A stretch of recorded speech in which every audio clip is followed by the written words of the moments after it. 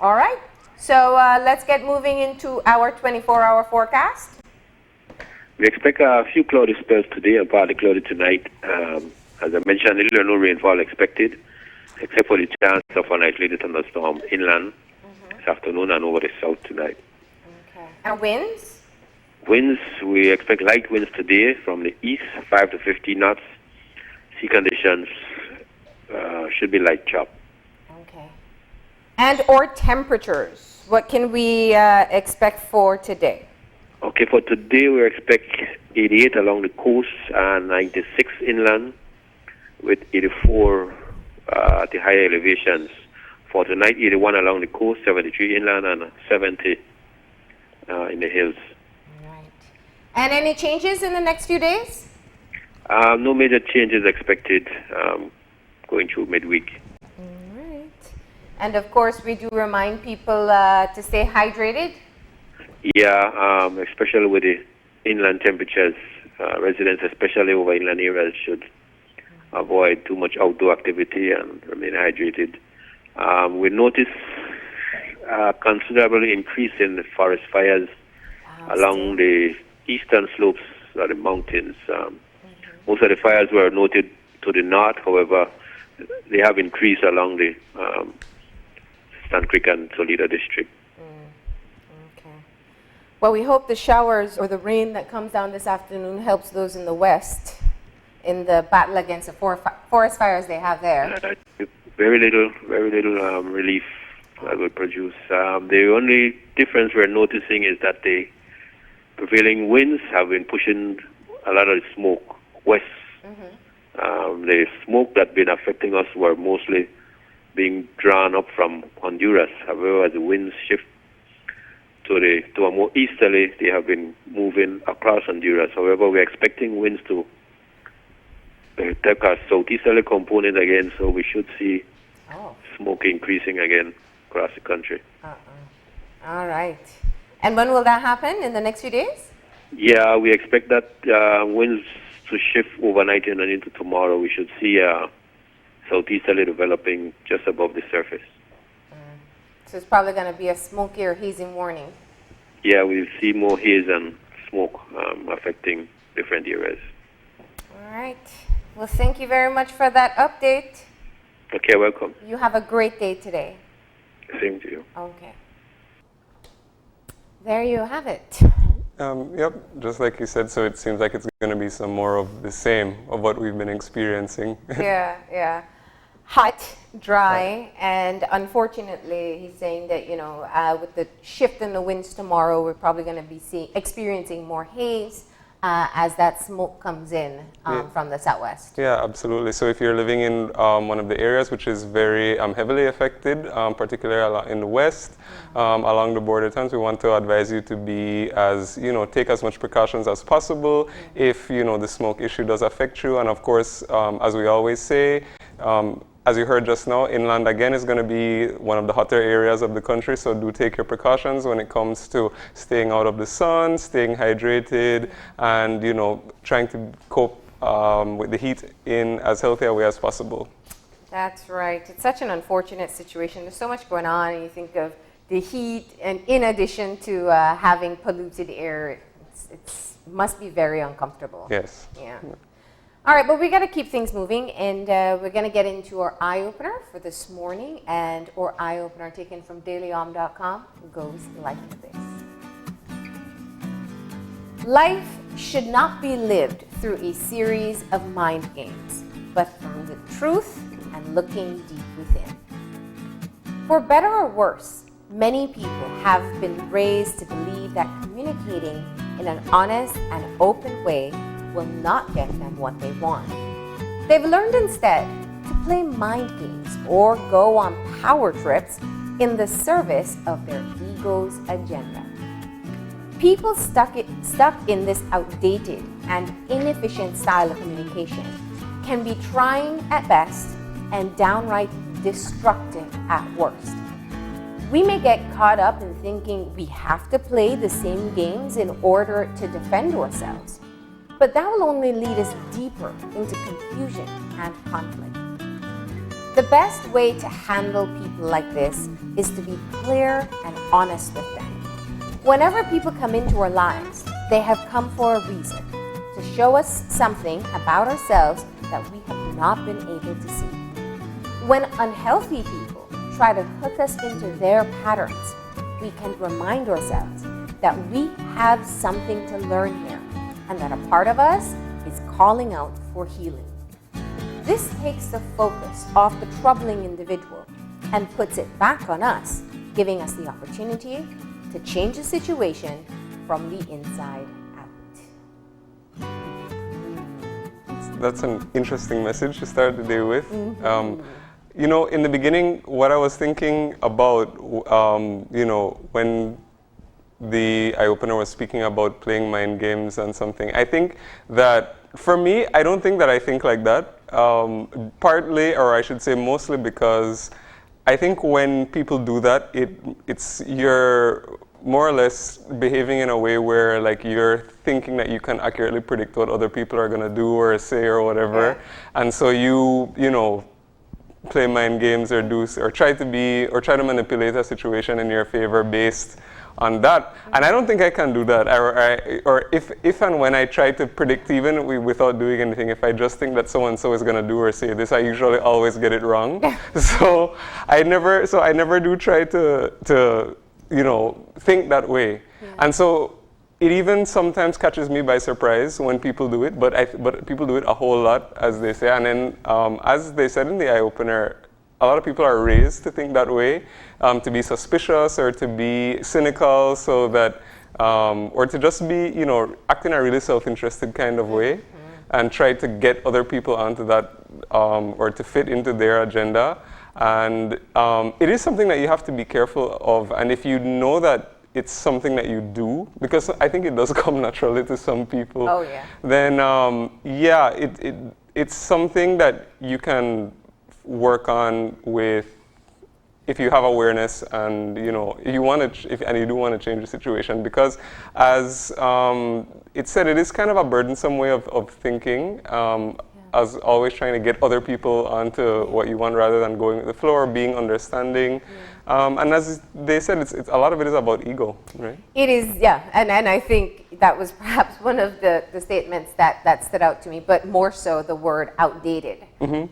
Because I do find there's a generational difference in terms of this particular habit.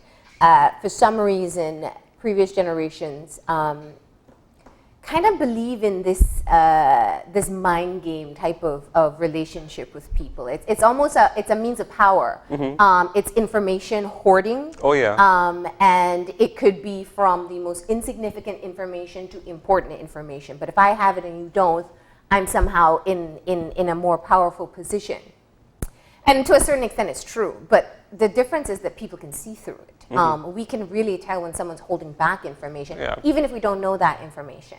And I find that younger generations, just because we've kind of grown up in a more open frame of mind, not all of us, but we've learned about how things like honesty and authenticity and you know, kind of just being very upfront about things that bother us or how we feel.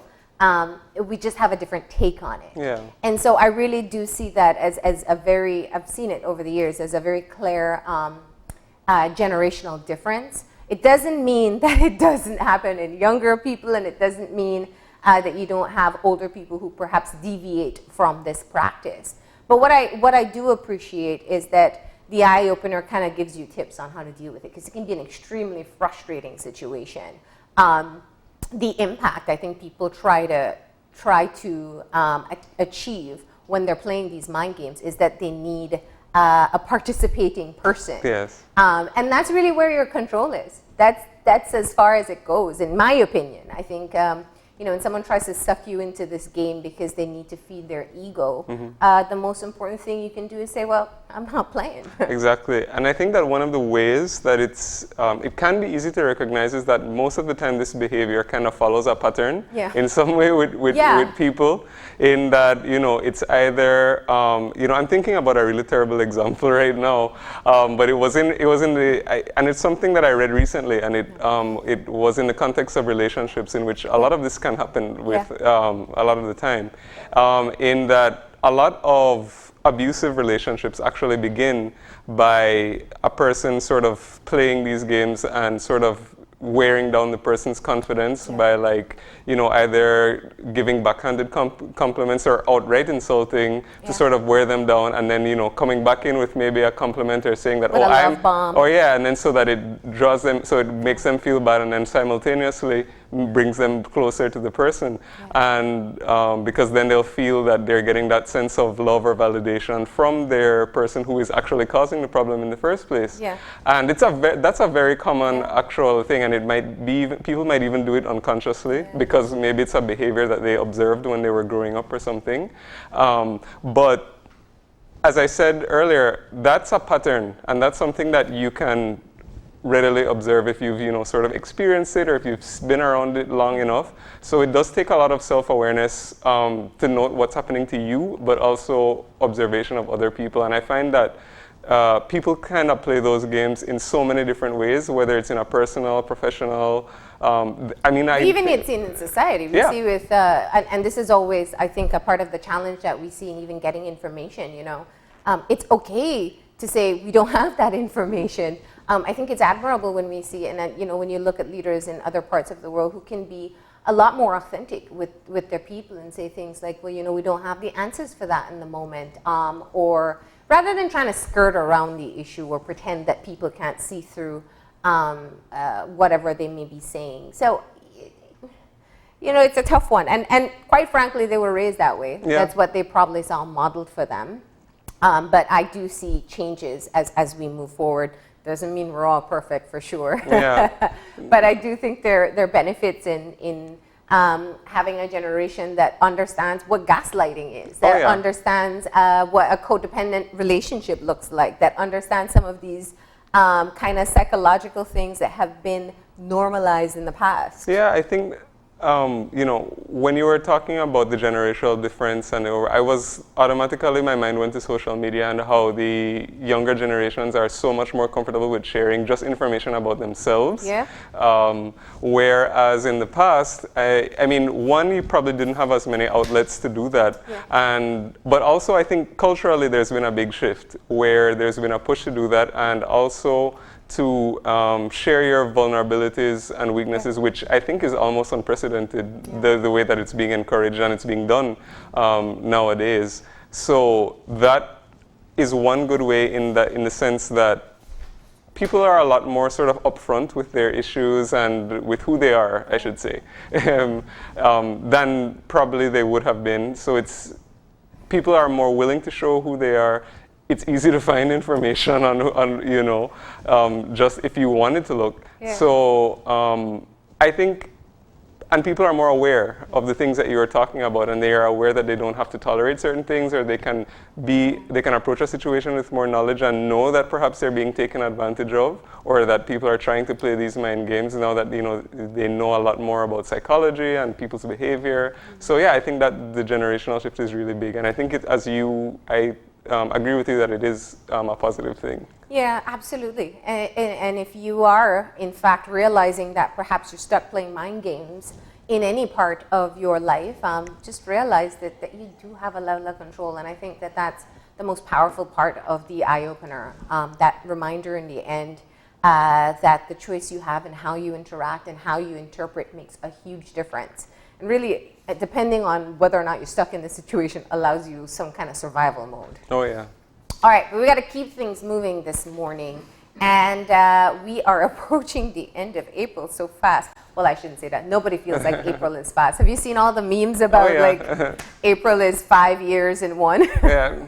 It does feel very lengthy. Yeah, for sure. I mean, since March, really, but to me, it's like the time it goes really fast, it goes really slow, then really fast, sort of I go through waves, I guess, depending on the level of activity. Yeah, yeah. And some days are more productive than others. I do have to point out, Gavin, that you're rocking your DIY haircut. Oh, yeah. You did it yesterday on the show. You should have been here. I know, right? The thing is, and then like, you're kind of afraid of admitting it because when you do tell people that, they automatically start to look for They see the flaws. Exactly right. So rather than if you just get a normal haircut, if you say, oh, I did this myself, whatever, then they're always, they're looking for every. So it was an easy experience? Yeah, it wasn't that bad, I guess. I lived right. Of course, and it's hair, it grows back, hopefully. But it has been interesting to see, and as we see people moving around every now and again, they come with like a total shave or crew cut.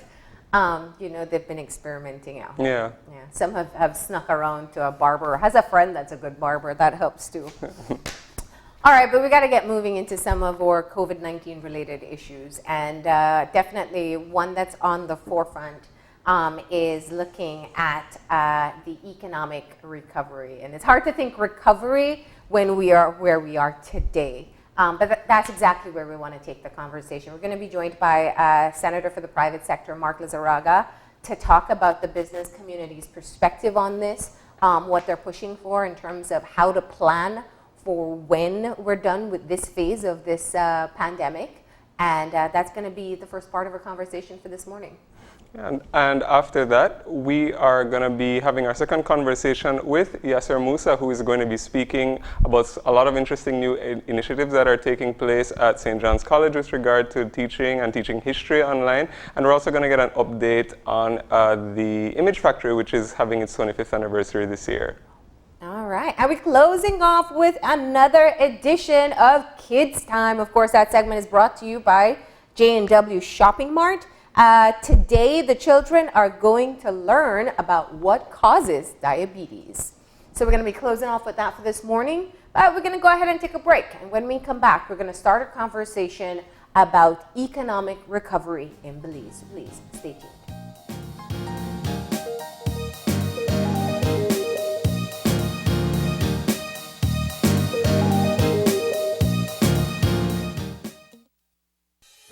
With over 100 years of service excellence,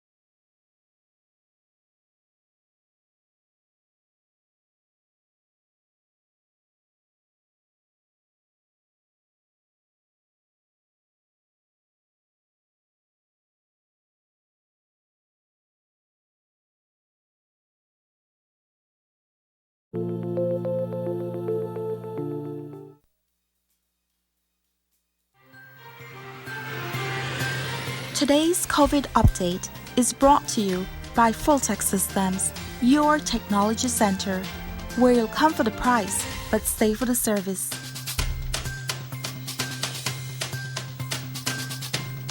And we are back, and we are starting our first conversation. We're giving you, of course, our COVID-19 update. And today we are going to get an update from the business sector, and we are going to be talking all about economic recovery from COVID-19. Joining us for this conversation is Senator for the Private Sector, Senator Mark Lizarraga. Good morning, Senator. Good morning, Gavin. Good morning, Marlene. And thank you so much for this opportunity to be with you all and the nation this morning. I really enjoyed your eye-opener message this morning. And I think it's very appropriate because we live in a time when we're going to be having to change the way we do things from the inside out, as your eye-opener said. And this is not a time for egos. And one thing we know that change is certain, of course. So we need to break the pattern that we've had of making decisions, etc. And we need to break this pattern, I believe, of stuff that's coming out from the NOC and how it hits the road, because we hear things at the top that's not translating down to the bottom. But I'm getting ahead of myself. Good morning. Clearly, we understand where your headspace is this morning. But good morning and thank you for joining us. We know you have a busy morning. You're going to be tuned into that Senate meeting, although you won't be one of the representatives this morning, right? Yes, that's correct. Okay, so Senator, let's just start off by kind of taking a look at where some of the critical areas are in terms of the economy. And this is I know this is a never-ending answer that you can provide. It's an unprecedented time. In terms of looking at the pandemic and its impact. In the health aspect, people are talking about, the only closely related incident would be the 1918 pandemic. But when it comes to the economy, people are likening it to the Great Depression. And I don't know what that means for us here. So let's just talk about what are the biggest red flags that stand out to you? Well, we had three areas or storms that were upon us. Yeah. We have a social storm, we have this health storm, and then we have now the economic storm. I think we've seen attempts to quell the social storm in some way or fashion. We've tried to curb crime, and now we're trying to help people with aid. The health storm, thank goodness, has not been as bad as it could have been. We've dodged a big bullet, I believe. And now we have perhaps the most concerning issue before us is the economic storm. And we were in an economic storm before COVID.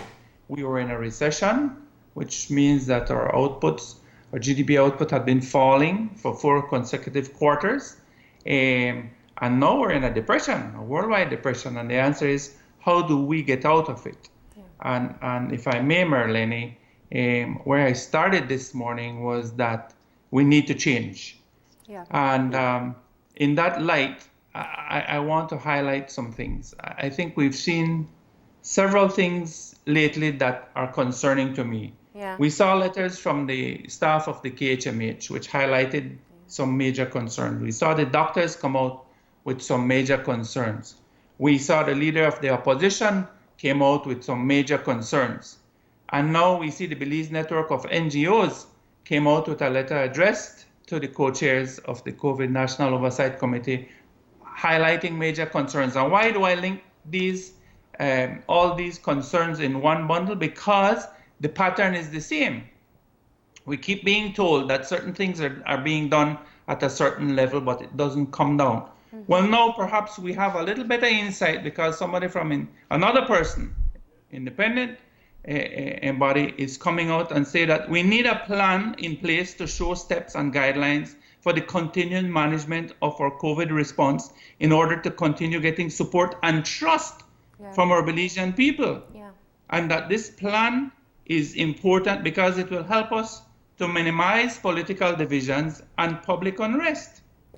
And what It you're calls quoting for- there is the letter from the Belize network of NGOs. Froila Salam was the one who penned the letter on behalf of the network, sent to the Oversight Committee. That's right. That's right. And it highlights that we need strategic preparedness and a response plan, and that this plan must be all-inclusive and operationalized as quickly as possible. So it calls for post-COVID-19 laws. It calls for a plan, which, if it's calling for a plan, leads to show me that there's no plan. And now things begin to get a little clearer now. And then it refers again to a plan of action will also show the public that government is working across all sectors. Yeah, yeah. So Let that me- they can let me get buy-in, and interject so there. that we know what the plan is to take us beyond the crisis. Yeah. So Let me interject there, Senator, because I do want to be fair in the conversation as well. We say the word, and it's necessary to always get it in. This is unprecedented. No one has seen this. No one could foresee this. There is no playbook, no plan of action, nothing to be able to say exactly how you deal with this situation on any front, from the economic front that you pointed out to the health front and even the social front. But the interesting thing about what has happened is that the health crisis that took place and the economic crisis, they were concurrent. They were happening at the same time. Naturally, like many countries across the world, leaders took the initiative to say, listen, we have to worry more about life before we worry about the economy. And so all resources and attention went into the health crisis aspect. Marlene? But it doesn't mean that we cannot literally afford to ignore the economic crisis that had started, that is ongoing, and whose impact will probably be felt longer than the health crisis that is ongoing. Marlene, with the greatest of respect, I disagree with you. When you are in leadership position, you have to be able to handle crises from all different directions. You can't pick and choose one crisis at a time. And it seems that that has been the plan. We have a multitude of things going on in this country, and we need to address them all at the same time, and they're all as critical as and are as important. Right now, we have in this country over 100,000 people that are on some that have applied or are wanting to get onto some aid program. Yes. So this is critical. We don't have the luxury of time. Yes, it's unprecedented, but this is the time we have to step up. This time we have to lead, and this time we have to have a plan. I'm not saying we have to have all the answers at this time, but we have to have a plan, and we have to put some structure in place for us to deal with these things, and that is leadership. And the So time to when I do said- so, when I start- it when would I be... started by saying that we have to change. Yeah. We all have to change, including the way we make decisions, including the way we consult, including the way we arrive at decisions, because the same old has not worked. But let And me we have ask to a learn question, because the chamber has in fact been involved at the task force level. So the business sector has had some level of representation. But that does not mean that the way the decisions are made, and yes, there are several bodies on that committee, but I think we can see now from this latest letter that there's a lack of some structure organization. That I'm sure that organization, that body does not even have a terms of reference. So how do we know what the process is? How do we have agreement on how we arrive at a consensus or how we arrive at a decision? That needs to be clarified. And this letter now from the Belize network of NGOs clearly articulates, and I'm happy they wrote the letter, clearly articulates the weaknesses in the decision-making process and in the formula that we have. There needs to be a plan. Is it a matter of perhaps in the plan that was, or in the ad hoc creation of the oversight committee and the task force, they thought of perhaps putting representation from everyone when instead they perhaps should have just created separate committees to be able to address different crises at the same time? Because well, I think what happens is that the concept of the committee was a good one, right? Yeah. But now well, not now, but from then, we needed to have more specific subgroups. Yeah. I also believe that the National Oversight Committee needs to meet more often. I think once a week does not cut it. I think we're in such a crisis that that committee needs to meet almost every 2 days to deal with the multitude of areas that they have to deal with if the decisions are going to be made at that level.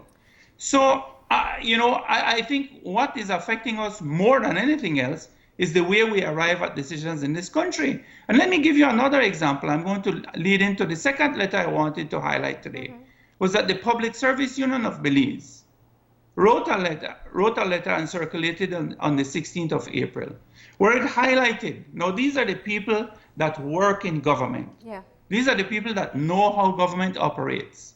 These are the people that you want to have buy-in in your processes that we're going to be implementing, new processes, new changes.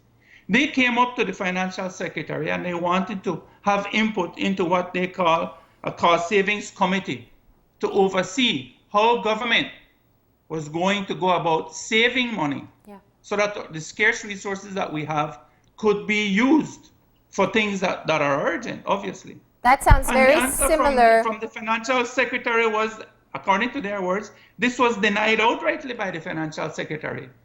They requested as well information, I suspect, about our public finances, which remained unanswered. So we can't continue to have this. And that's a crucial point. And I did want to get in there that we did hear from Senator Smith a very similar message in terms of their meetings with the financial secretary. Because here's the premise of what they're saying. Okay, we understand that people will take pay cuts or perhaps will run into challenges with money, but what are you as government doing to reduce your costs? What are you doing to tighten your belt rather than having everyone else be the only ones who have to tighten up? Exactly. We didn't get a resolution from her since that last conversation. We don't know where that conversation has gone. So far, all that we've heard from government so far is the pay cuts from the ministers and the Prime Minister donating his salary. That's about as far as I think I can remember that we've reported on. Remember, Marlene, government consumes or used to consume. Now everything is going to change. We're in this environment of unknowns. Yeah. Government in the past consumed about 1/3 of every dollar that we had in circulation. 1/3 of our GDP approximately went to government in taxes. That flow has been cut tremendously, according to the numbers that I hear thrown out there, is that the government is only collecting some 25% of what it used to collect. Well, that puts us in a serious crunch. And I'm baffled as to how the Prime Minister can come out yesterday and make a statement and say, well, don't worry, whatever happens, we're going to make sure that our public officers get their pay. Without talking about, we're going to be asking them to help us to see how we can save money. I'm not going to get into the details of that. I think the unions have a plan and they know what it is that can be cut better than anybody else. Mm-hmm. But the point is this, that we have to be real. Yeah. If on one hand you're telling me that you're only collecting 25% of the revenues that you used to collect, how can you continue to expend the same amount of money that you used to expend on the biggest single item in your budget? Mm-hmm. So I'm not promoting at this stage, please, and the business community has never promoted layoffs as the answer. Yeah. You know, some people may not be absolutely needed. The unions and government can sit down and work that out. But certainly there are some extravagant benefits in some area. We hear of the countless number of political contract workers, politically appointed contract workers. Everything needs to be put on the table right now. So we're all making sacrifices. Right now we're going through a serious cash crunch in this country, a serious cash flow issue in the country, and government, the largest consumer of that, needs to do its part, and it needs to be seen as doing its utmost to save our money. You know, Senator, I want to go back a little bit to something that you had said earlier in the general, or your general comment about the flaws in the decision-making process. Is it your view that perhaps the right persons or stakeholders are not being consulted, or are they being consulted and their concerns are simply not being addressed? Especially in the context of all of the documents or the letters that you had referred to. Is it your view that what is the major flaw in the decision-making process? I think it's the latter, Gavin. I think it's the latter. I think people are being consulted, but then the government goes back, and I'm not sure what the chain of decision making is. The Prime Minister goes to that thing, goes to cabinet makes a decision. I really don't know what the full process is, but there's an obvious disconnect, and we've seen this with decisions and commentary coming out of the NOC, and then we have had contradictory releases by other groups that are intimately impacted by those decisions, or that are feeling the pains, and we see there's a disconnect. So this is being repeated over and over and over. Yeah. And I don't think the answer is, as the Prime Minister has said, that the opposition can go if it wants to go. That's not the answer, and it's not everybody that has a commentary or has an idea that's differing from yours. Disagrees, yeah. Is political. I mean, I read the leader of the opposition's points that he raised. I think there were quite a few of them. Mm-hmm. And to be honest with you, I did not find any of them to be political. Mm-hmm. So that was the first flag, and then the other releases came. So we see this is a pattern. Yeah. It's a pattern now, and it needs to be changed. The answer is not for us to break that committee up. The answer is for us to become more united and to have more input, because it's overwhelming. It's absolutely overwhelming what's going on right now. It is overwhelming, and I think one thing that is very evident is that a plan for recovery, yes, would have been best if it started last week or last month, but today is better than next week or next month. So I think in focusing on that, I wanted to kind of get some of your perspective.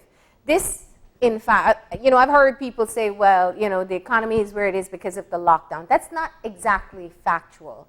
We started to experience the effects of COVID-19 when the outbreak happened in Europe, and air transportation was stunted, and we didn't see the influx of tourists that we would typically see. In fact, the tourism sector was the first hit, fast and hard. And in terms of long-term projection, we don't know when that will be able to start its recovery process. So that's one thing. We knew and saw that coming. The other sectors that have been impacted clearly became a matter of the restrictions on movements that we were seeing, which was absolutely necessary to be able to contain the virus. So taking everything into perspective, how does one plan in such an indefinite period? You don't know when tourists are going to come back. You don't know how long we're going to need to restrict movements for containment. So as much as we can say, oh, we have to plan, how do you plan under indefinite terms? Well, that is the loaded question. And that is why we need to do a complete change in the way we arrive at policy decisions in this country. We need to almost go, Marlene, sector by sector, and do an analysis of what our strengths are, what do we have, what capacities and capabilities we have, because we've lost this big cash flow cow that we've had called tourism. So now we need to step up in other areas, and it needs a sector by sector approach. It needs in-depth planning, support, and policy decisions to support it, so that we can grow on what we have. We can borrow in the short time to help feed our people. Yes, we can borrow in the short term to carry some of the weight that the taxes are not carrying right now. But eventually, for our country to be viable and for our economy to continue to be viable, we have to be self-sufficient.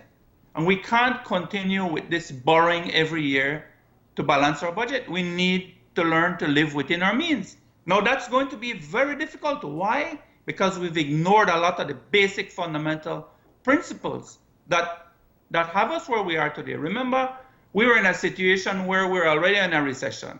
We're in a situation where already our imports were a lot more than our exports, and that gap was widening. So we have to change that around now, and we have to come into an era of what we call produce what you consume and consume what you produce, until we can have the foreign exchange flows necessary again for all the other luxuries.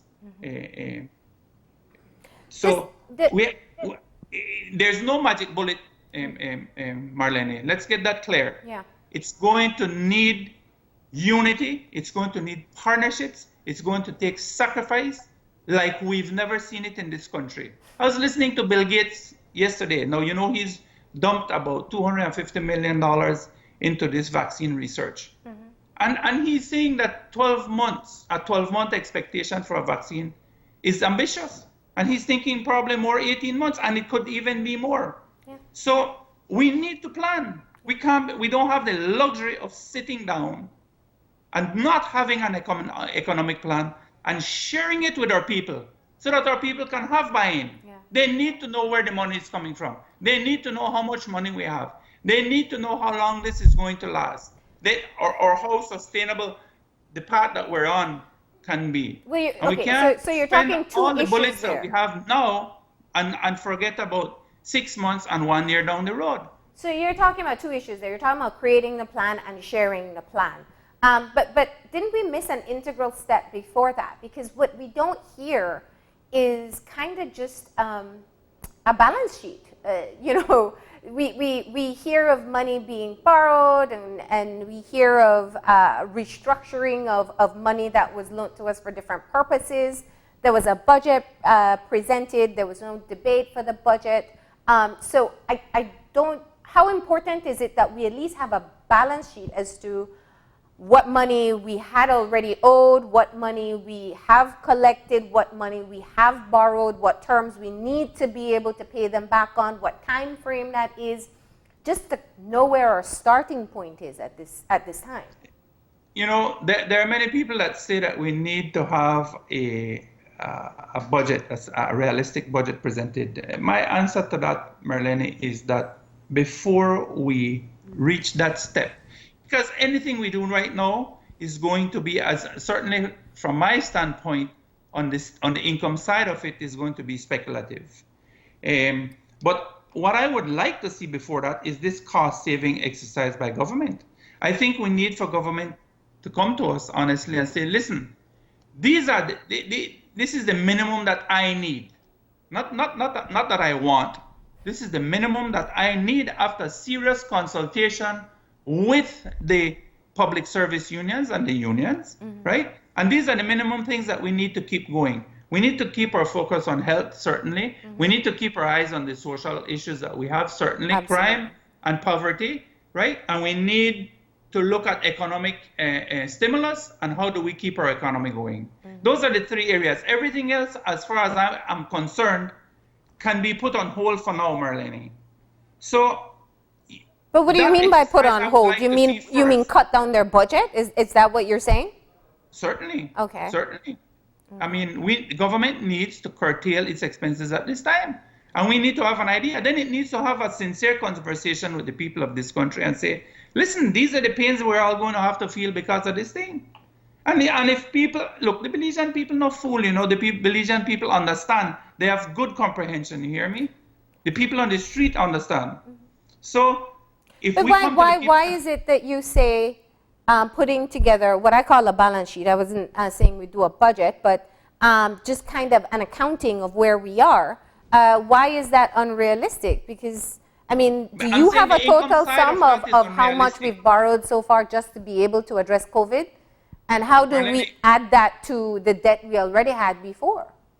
Marlene, I'm saying the income side of that would be unrealistic. That's what I said. Because if you listen to most economists, their positions change. A lot of the economists, they're baffled by this thing. Yeah. So income streams have changed, and we don't know. That situation is too volatile. Until we can reactivate our economy right now, to whatever extent. And in the second segment, we can probably get into how we reactivate it. Any projection you make is just a guesstimate right now on the income side. Yeah. But on the expense side, we can certainly say, look, these are the things that we're going to be focused on this year. And let us know. Let us know. Be transparent. The people have a right to know, for example, how much money you're spending on Boost and Pantry. What are the people that are getting on there? Mm-hmm. What are the prerequisites to getting on there? There's still a lot of confusion about who is entitled to what. Mm-hmm. Then we have an unemployment program that's supposed to be unemployment that hit 80,000, and now you have more people being unemployed, and the government decides to close that program down. So there's no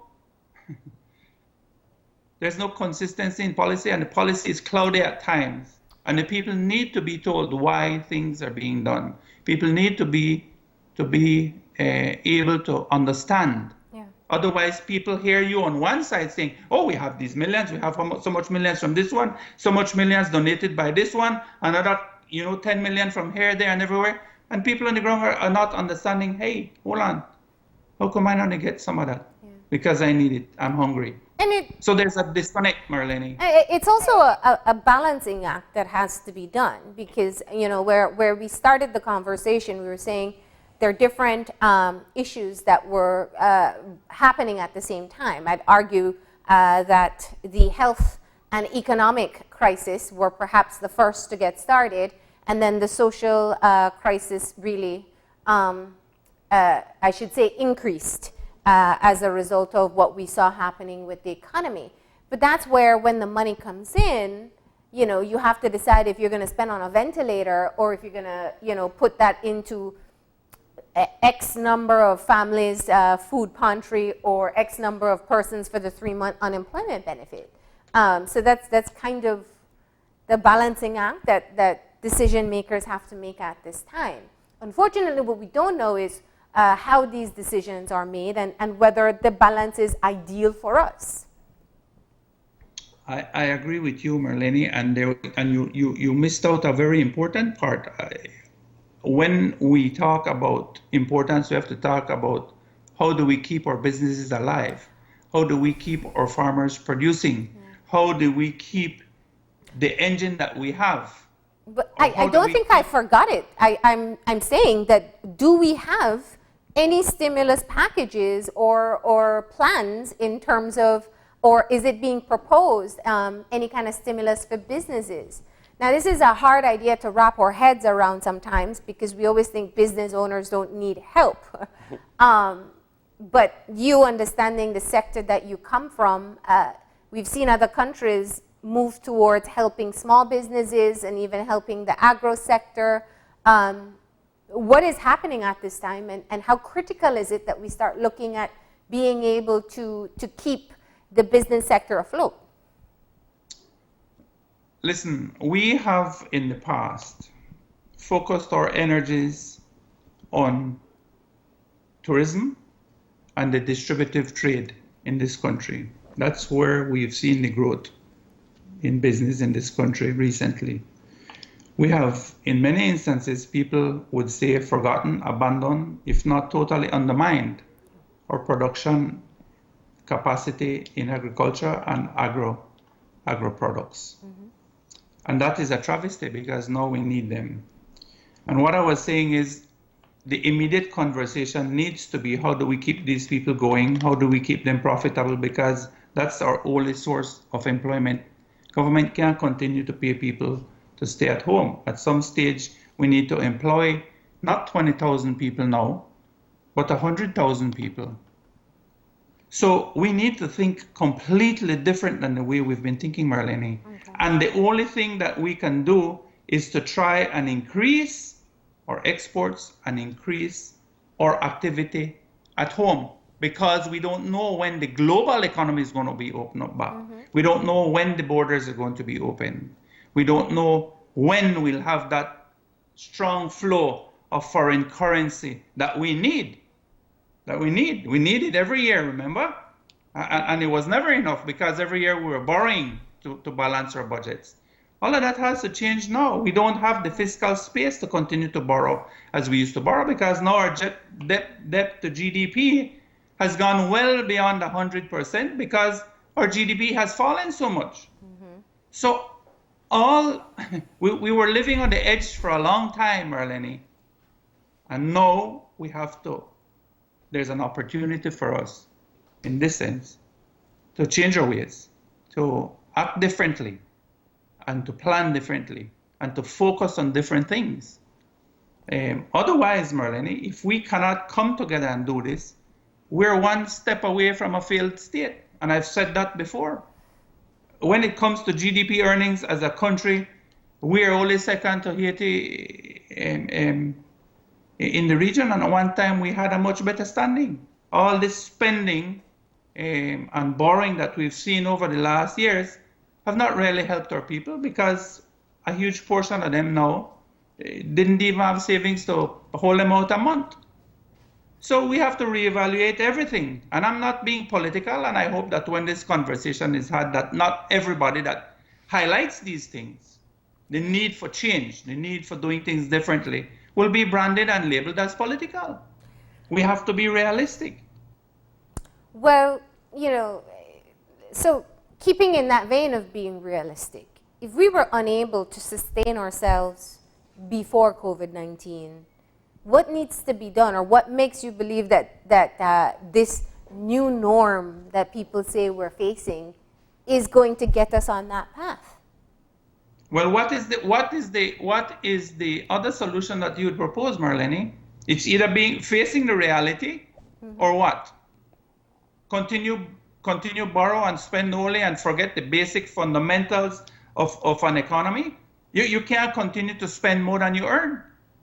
That is a basic fundamental. Otherwise, you continue to borrow, and then eventually what? You become a Venezuela, you have all the oil in the world, and you have to sell oil now for $10 a gallon.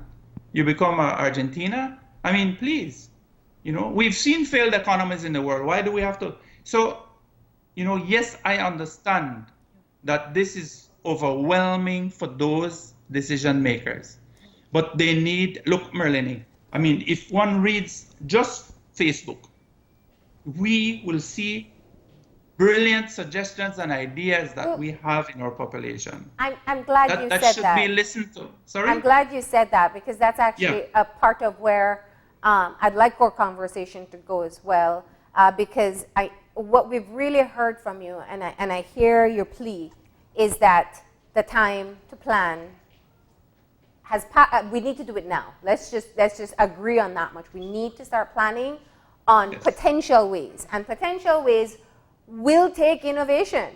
Everything about what we're seeing in this country right now is innovation. Usually you're here in studio with us. Now you're, I guess, in your office. And this is how we've been doing media for the past few weeks.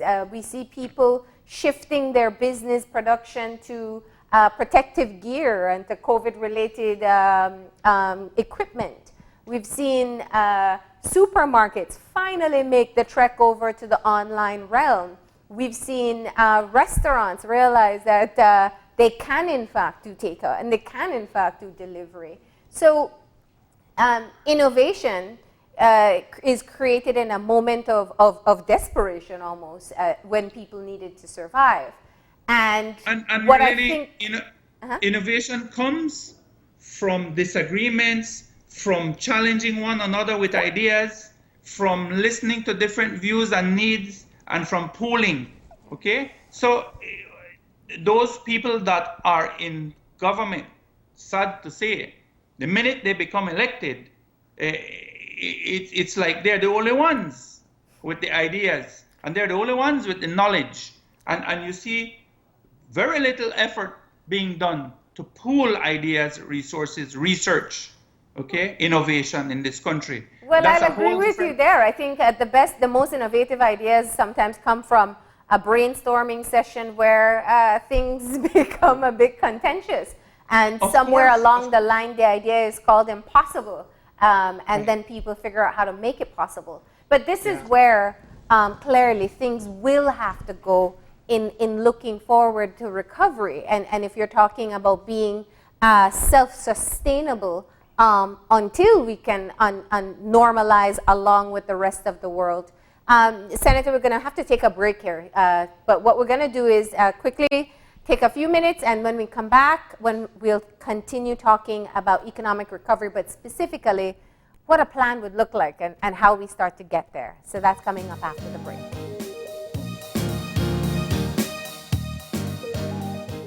Is brought to you by Fulltech Systems, your technology center, where you'll come for the price, but stay for the service.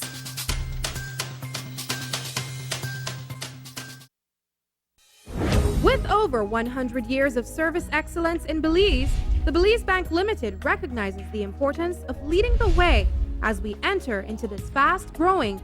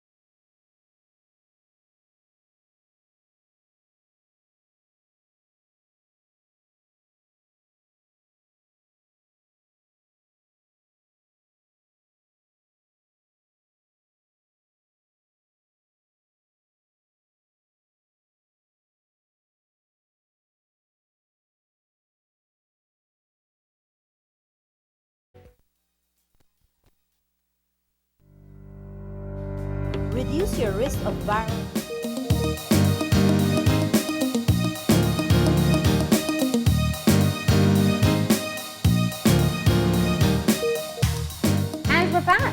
And we are continuing our conversation with Senator Mark Lizarraga.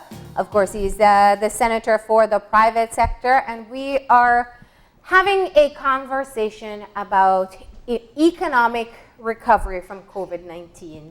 Now, it doesn't mean that we are over the hump as yet when it comes to addressing the COVID-19 pandemic, but that is the point of this conversation, to say that before we reach the end of that, we need to start planning for what an economic recovery will look like.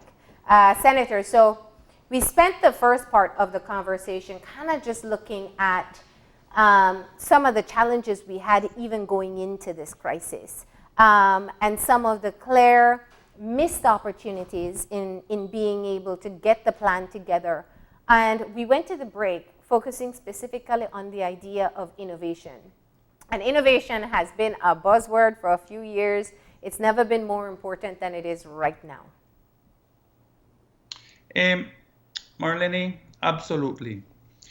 And I don't think I think it's necessary, but I don't think it's something that's necessarily lacking in Belize. I think that our people, you have to be innovative to survive in business in Belize.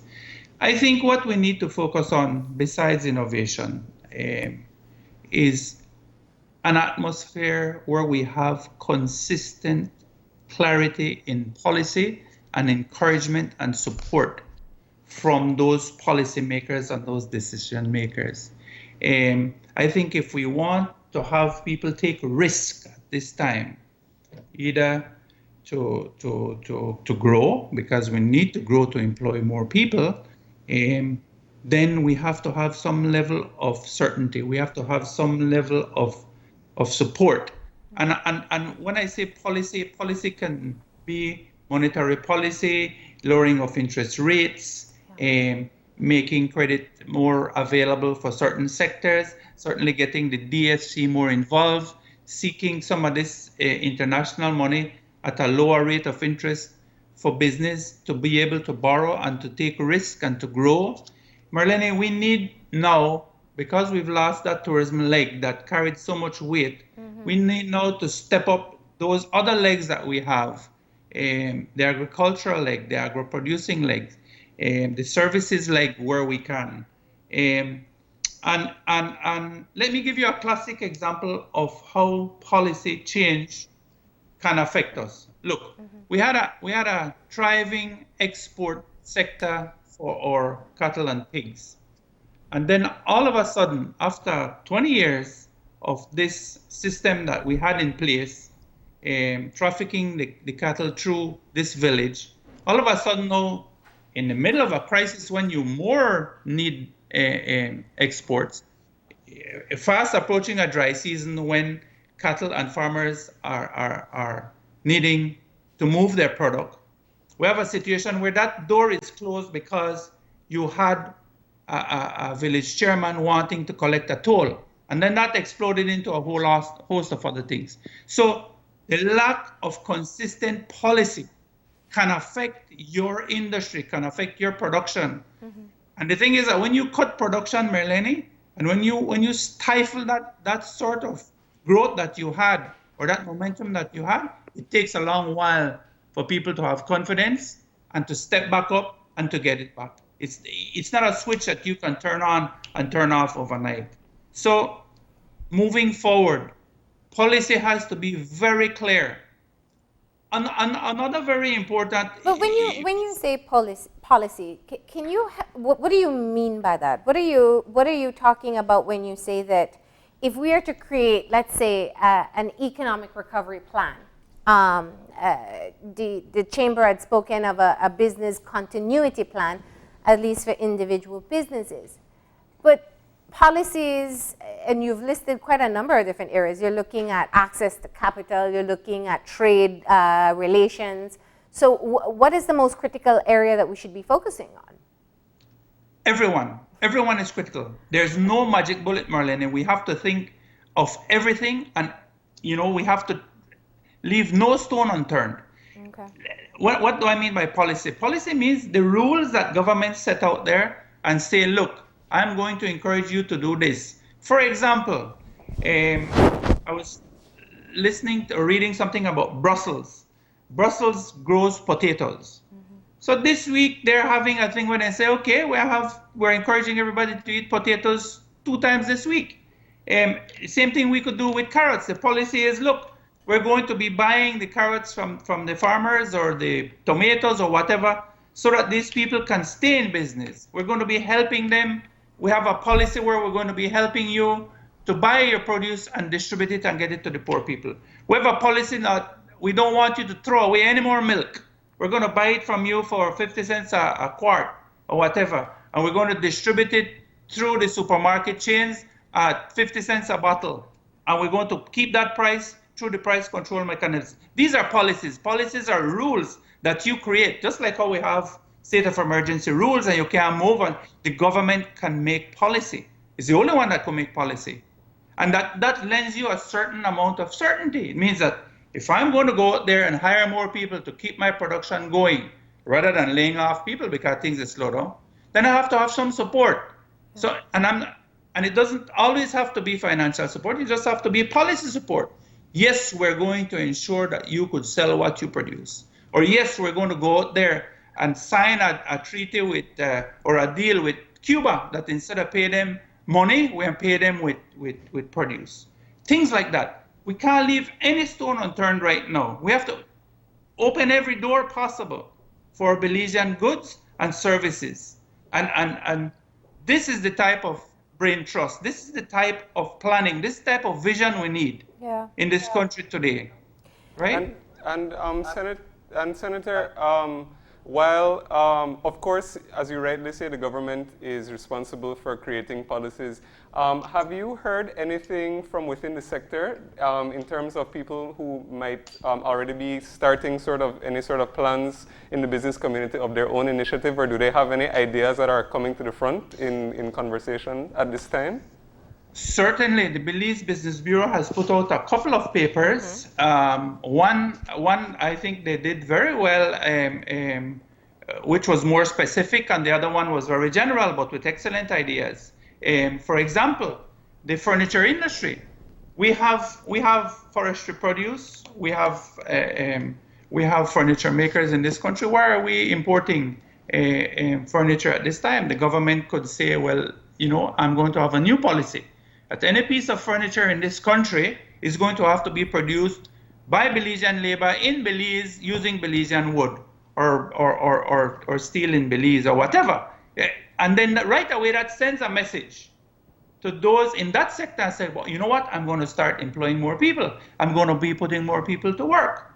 You can do the same thing with any other industry. That's what I was saying earlier. You can take the strengths that we have in Belize.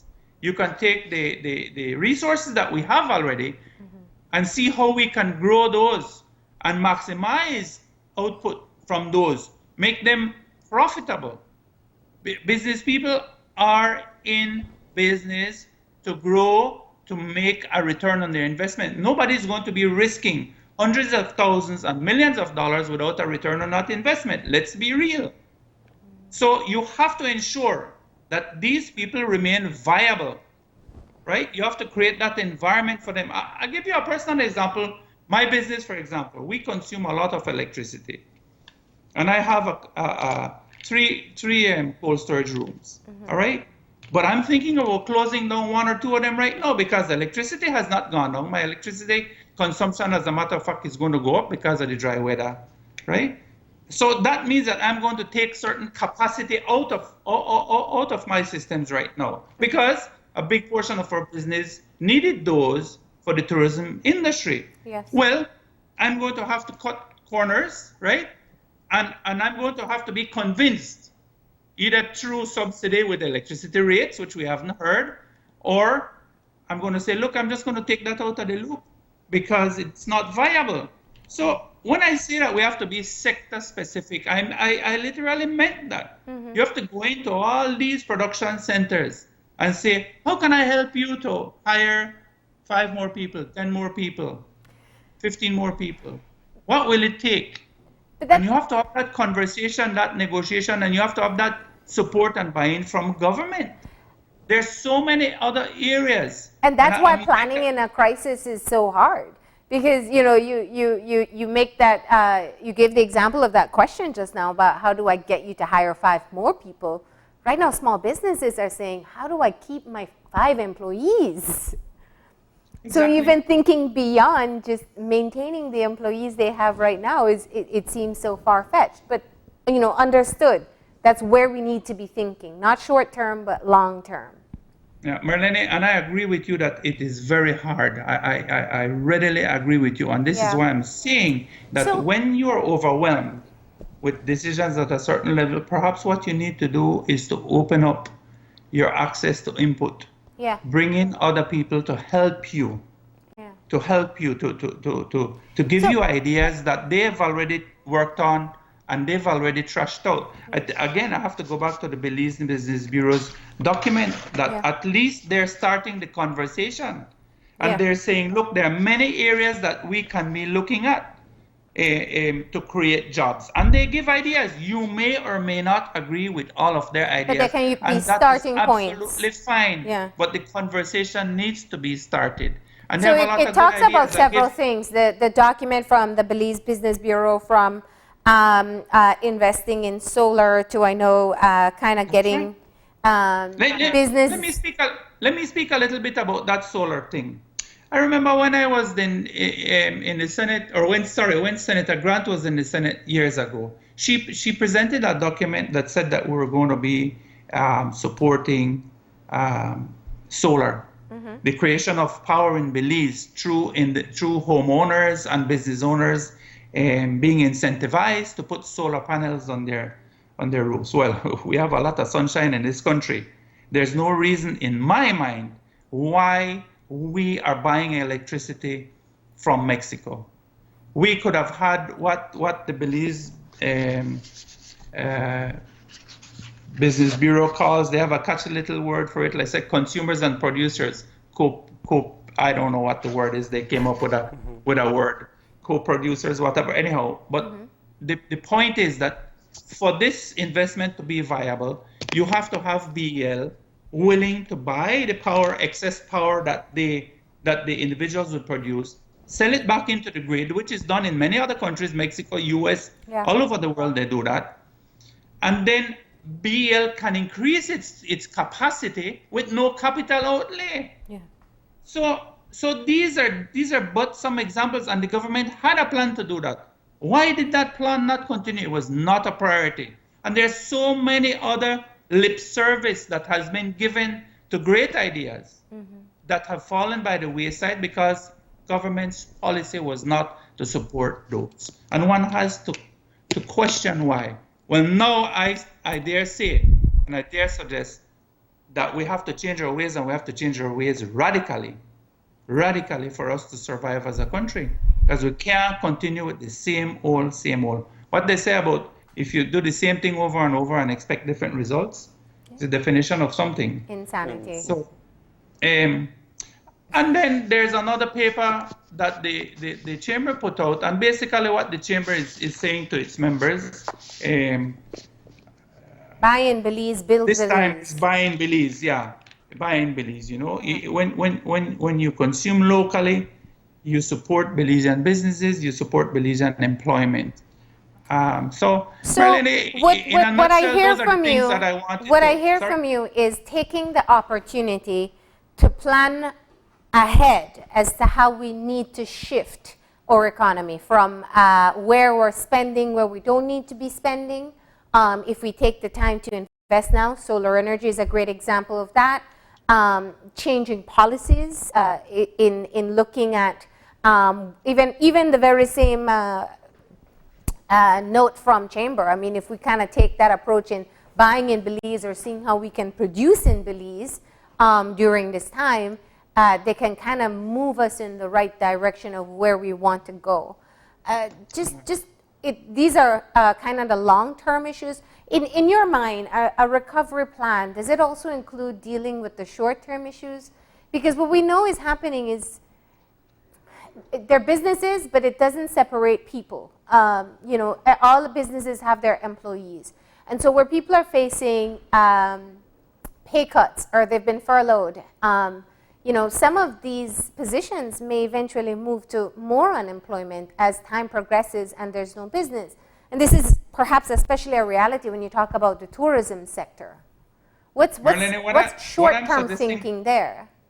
What I'm suggesting can be applied to short, medium, and long term. Right away, for example, we need to have a plan to have no waste in this country. Everything that is produced, we should try to consume. In other words, it starts today. It starts with the chicken production. We need to see how we could eat more chicken. We need to see how we could eat more vegetables that are produced. We need to see how we could eat more oranges. We need to see how we can eat what we consume, what we produce, and produce what we consume. So it starts there. Then the second phase is how do we help our exports? Okay. And that in itself is a whole challenging area. But we need to focus on that because that's the only leg that we have right now to bring in foreign exchange, which we need.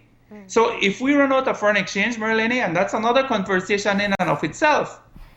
When budget time, I think we had about enough foreign exchange for about 3 months of imports.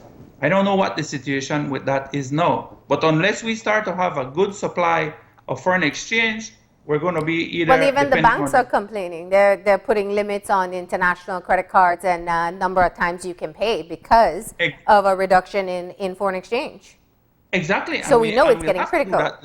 There's going to be a time when we're going to be having rationing of foreign exchange if we don't ramp up our industries and our exports. Because we just won't have it. The government can't continue to borrow foreign exchange to no end. There's going to be a limit to that. And already we can see that the monies coming from the IFIs are slow. Why? Because if you want to go to the bank and you don't owe over 100% of GDP, you're a high risk. Belize is a high risk country. So we have, that's what I'm saying. We have to wake up to the realities and we have to deal with them and be honest with the people and say, this is where we at and this is what it's going to need for us all to survive this. Yeah. I mean, it's a whole different level of problem solving. And I think that we've said it multiple times in the conversation that it is overwhelming. Just looking at it from the outside, it's an overwhelming situation to address. But it goes back to kind of just getting different people on board. And so you spoke of the Belize Business Bureau. There's also the Chamber of Commerce. But who else needs to be involved? Because, going back to the original idea, you're saying, let's get, you could call it a think tank, you could call it whatever you want. Get a group of people together and start generating ideas of what we can realistically be able to do as a country to get the economy going again and to make it grow. I think we need to go one step beyond that. I think, yes, the ideas coming from the Chamber and the Business Bureau are fine. They're broad ideas. But I think back, and I have to stress this, it almost has to be sector specific. It almost has to be business specific. How can I help you to grow your business? What do you need to go from 5 employees to 10 employees? What do you need to go from 10 employees to 20 employees? Remember, Marlene, we have 100,000 people out there right now plus that needs help. Do we realize the magnitude of that? We have 80,000 people that have applied through the unemployment program and it was closed down. Do you understand the seriousness of that? How long do you think government can continue to pay out, even if it's $75 a week? How long? So we need to have these conversations today. We can't be burying our head in the sand and think that this thing won't blow over. I'm hoping it will blow over. I'm hoping tomorrow morning I wake up and somebody in some part of the world finds a vaccine for this thing and we could walk away from it with a smile. But I can't plan with that expectation. Well, as a responsible leader, I have to plan for this thing being 2 years. And how do I get through these 2 years? Right? How do I get through these 2 years? And you can't come back to the business community and say, well, things bad, I already collect 25% of the taxes, so I have to raise taxes. That's out of the question. Can you close on the last limit of a business is what we have. So this is going to need unprecedented partnerships. Well, I did note that part of the Specific address, consultation. the note from Chamber of Commerce, that they closed off saying that they needed the type of business incentives, I'm using my words here, but that they've been asking for decades, because that's been a call from the business sector, that you don't rely on earning money from the taxes collected from businesses, because that just makes it harder to do business. And the chamber ended with something significant. They said, therefore, we reiterate our decades-old call to government to implement policies that create a supportive business environment, which encourages innovation, production, and leads to earnings through exports. This is not something new with the call for. This is something with the call for donkey's ears. Yeah. But now it becomes real. So, Senator, is there any way we can be proactive about this? The chamber has a track record of putting out white papers. The Business Bureau has put out their own recommendations. Why don't you get together? I know that they're doing some member surveys to kind of find out what's happening individually with members. But why not just start getting together and coming up with your own plan, and perhaps get the policymakers to get on board there? Why not revert? Since we're talking innovation, do that way. Yeah, Marlene, let me say, first of all, the chamber is engaged in that. Chamber, but you have to remember, the chamber is run by business people and people who are volunteers. Yeah. They're not paid full time, so they have their own struggles and issues. So maybe it's a little delayed, yes, but I can assure you that the chamber is going, the chamber is going to come out with a position. The chamber is going to come out with ideas, and they're brainstorming every day. But it goes beyond the chamber. We're talking about national leadership right now. That's what we need. And everybody, yes, the chamber will have its say, the BBB will have its say. There'll be other sectors that will have their say. But that is what leadership is about. It's about how you bring all these people together and come out with the best possible solution to take your country out of this and move forward. Yeah. Because at the end of the day, we have a responsibility as leaders in this country to take care of those people that need. We have to become responsible. We have to become sustainable. We have to become competitive in the long run too. We haven't even talked about competitiveness and how much competitiveness is going to play in all of this. Yeah. So Marlene, what we are confronted with, we have to make decisions, policies and plans and strategies that we should have made 10 years ago, 15 years ago, but we have to make them today. I hope that I have convinced you and the audience that what is before us is perhaps more serious than they have considered. And it's time we need to focus on these things and impress upon our leaders that we want to see a plan, we want to see action, we want to know what is your plan for bringing us through this in the short, medium, and long term. And we need to know it now. And just, I think because it is such a, sometimes when you look at it, it feels so doom and gloom.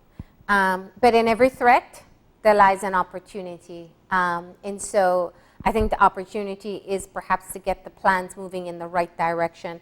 But from your perspective, Senator, is there any new emerging business opportunity that's coming out of this that perhaps never had the opportunity to shine as it is right now? There are lots of opportunities, and I'm sorry, I'm so rushed first to plant the seeds that I want to plant, and then perhaps sometimes I focus on being too real and not as hopeful as people might want to hear, but I think that's not my job. Anyhow, I'm going to say to you, there's lots of opportunities. We've seen it. Yeah. This type of efficiency right here. I now have to get up and drive over to Channel 5. I'm hearing government officials saying that they're meeting using this type of platform, and that's saving gas. People don't have to be going, even Cabinet, I understand, meets this way. You know how much money we're saving that way? There's a lot of efficiencies that I think have come about as a result of the way we're changing. For example, my business, we have curbside service. No people don't have to come into the store. They WhatsApp you the order, they call in, we have it ready, we tell them the amount, boom, we just carry out the box and put it in your car and off you go. people in the IT, in this type of technology, are doing very well and are super busy. The businesses, as you mentioned earlier, are moving to online sales. We have a deal going with another company right now that is in that, Belize On. I'm putting a plug for them. We're trying to do some of our sales there. So we business community, that's all we do all day right now is we grind the wheels to see how we can become more efficient and how we can become more productive. I'll tell you, it's challenging, Marlene, because for us, this is new too. I mean, in our small business, we have not laid off anyone. We've cut back on our working hours a bit, but we're beginning to feel the strain too because our reserves are not limitless. So if we don't start seeing some positive change pretty soon, things can get a lot worse before they get better. And I'm sorry to say it like that. There are other opportunities, Marlene. I was speaking to several people. For example, we had a very good, well-designed, I think, retirement plan where we encouraged people from abroad to come and retire in Belize. And we lost some momentum with that, and it lost some of its appeal because of crime. We kept seeing a lot of these people that came to retire in Belize, they became victims of crime, horrendous crime. But we've shown that we can control crime when there's a will, when there's a policy. We've shown that we can control crime. So these are the decisions that we need to make. That is one quick way to bring people to Belize. We have a lot of people in the U.S. that will be retiring, that they will want to get out of the U.S. And Belize is this paradise, as we know. So these people can move to Belize, retire, and they have to show that they bring in a certain amount of foreign exchange every month when they retire in Belize. And do a COVID-19 test before they come to. Sorry? And do a COVID-19 test before they come to. Yes, or whatever the policy is at the time. You understand me, Marlene? I mean, so we need to protect Syria. We haven't spoken a lot about health because that conversation is so vibrant all day, every day. And then we have a wrap-up program with you once a week on that. But another area is medical tourism and old folks home, for the lack of a better word. A lot of Belizeans go to the States to work in care for the elderly in these environments, or medical facilities in this country, at least the private medical facilities, are reaching a stage now where we have a lot of people from the US coming to Belize for medical services because it's cheaper. It's so much cheaper and so faster. When you come to Belize, you could get an X-ray, you could get a MRI, you could get whatever, dentistry, whatever, without 6 months being on the waiting list or 3 months, you know. So we have a lot of opportunities. We just need to create the environment, and government just needs to speak to these people and say, what is it going to take for you to be able to grow in this area? What ideas do you have? They could come to us and ask us for ideas, you know? But that it's also a good idea for the business sector to solicit ideas. There are a lot of younger people. I mean, you give the example of the online shopping and the food delivery services. These have been booming in other parts of the world for quite some time. There were just a lot of people who sat around and said, well, oh, that won't work in Belize. But it did, and it does. Let me share this with you. There's a new line of thought, and I'm sorry I can't remember what it's called. You know, they have a scientific word for it, but it starts like this. The concept is this. You start with looking at the worst, and then you backpedal and see where the opportunities are. For example, you say, okay, I want to have the largest hotel chain in the world, right? Oops, but I don't own a hotel. So how am I going to have the largest hotel chain in the world if I don't have a hotel? Boom, you come up with the Airbnb. I want to have, and they're the largest hotel chain in the world, really. And they don't own a single property. That's right. I want to have the largest taxi company in the world, but I don't own a car. And then boom, you have Uber. They don't own a car, but yet they're the largest taxi company in the world. So these are the challenges, but you know, critical thinking. There are opportunities. Yes, but you know, Marlene, I mean, like I said, perhaps a good analogy. This is here is that Let me tell you how I learned to swim. I remember my dad took me and threw me in the water, and I started to paddle like a frightened puppy. I never even realized that the water was shallow enough that I could touch, Understand. right? But I learned to swim. Yeah. So maybe we will learn to swim. Yeah. Maybe we will learn to swim from this, you know. And I just hope that that we do, and we can because the Belizean people are resilient. The Belizean people are resourceful. The Belizean people have comprehension. Most of us, I really think so. We have a few And there are a people lot of innovative people out there. Yes, I yes, have yes. seen some phenomenal ideas. Listen, I saw a post of garnaches, that there's a garnaches kit that you can order. As amazing as that. So There you go. there's so much that we can be able to do. And perhaps that's, I always say, if there's not a silver lining, there's a silver thread. And that's our silver thread here, that we do have the innovative capacity. But it does require planning, and it does require the involvement of people beyond just the business sector and policymakers. Senator, we are out of time, but we do appreciate the conversation. Yes, you gave us our reality check, but I do appreciate that we closed off in looking at some of the areas that we can be optimistic about. Thank you very much for this opportunity. You know, we all have our roles to play, and sometimes I feel that somebody needs to throw reality out there once in a while, at least to get the conversation going. And that's the role I try to play, at least. All right. With Well, the limited time that you give me. That's Thank right. you very much. And with that, we're out of time. Thank you very much you, for Gabby. joining Thank us, and please stay safe.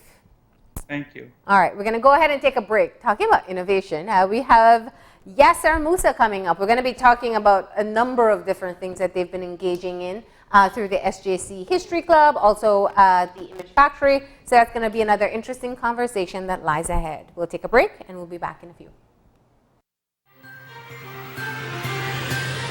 This COVID update was brought to you by Fulltech Systems, your technology center, where you'll come for the price, but stay for the service.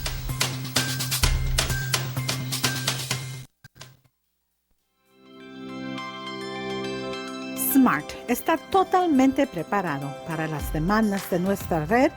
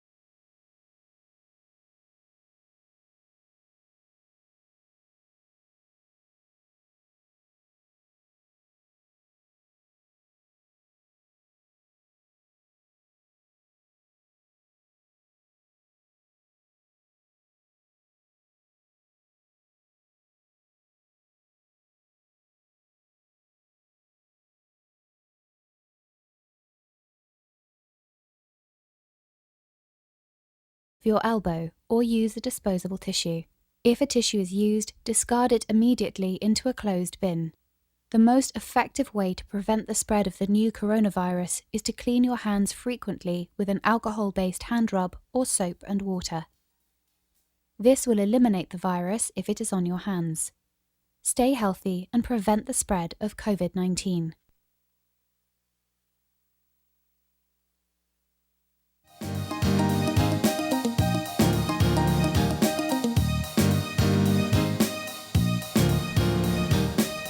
And we are back, jumping right into our second conversation, and we are going to be shifting gears a little bit. We are joined by Yasser Musa, who is a history lecturer at St. John's College, and we're going to be talking about a whole range of things, including some of the initiatives that are going on at SJC in terms of teaching and online teaching, and we're also going to talk a little bit about the upcoming anniversary of the Image Factory. So, Yasser, good morning, and thanks for joining us. Good morning, Gavin and Marlene. It is great to be with you. Although I can't see you, you can see me, and I am happy to be here with you all and with everybody else who I can't see either. So I guess we're all equal. Yeah. So it's just what normally happens when you come on TV. Just this time you can't see the host either. Yes. And you don't have to leave the comfort of your home. That's the plus side that we offer. Yes, I appreciate that very much. Now, Yasser, there's a lot to talk about in terms of what you've been up to, you and your team. And I know that you have a number of young, dynamic artists that you work with, and clearly you've been taking advantage of the opportunity to create. But let's start with the teacher part of you first, because it's interesting to find ourselves in this situation where online schooling and at-home schooling has now become the only way we can move forward.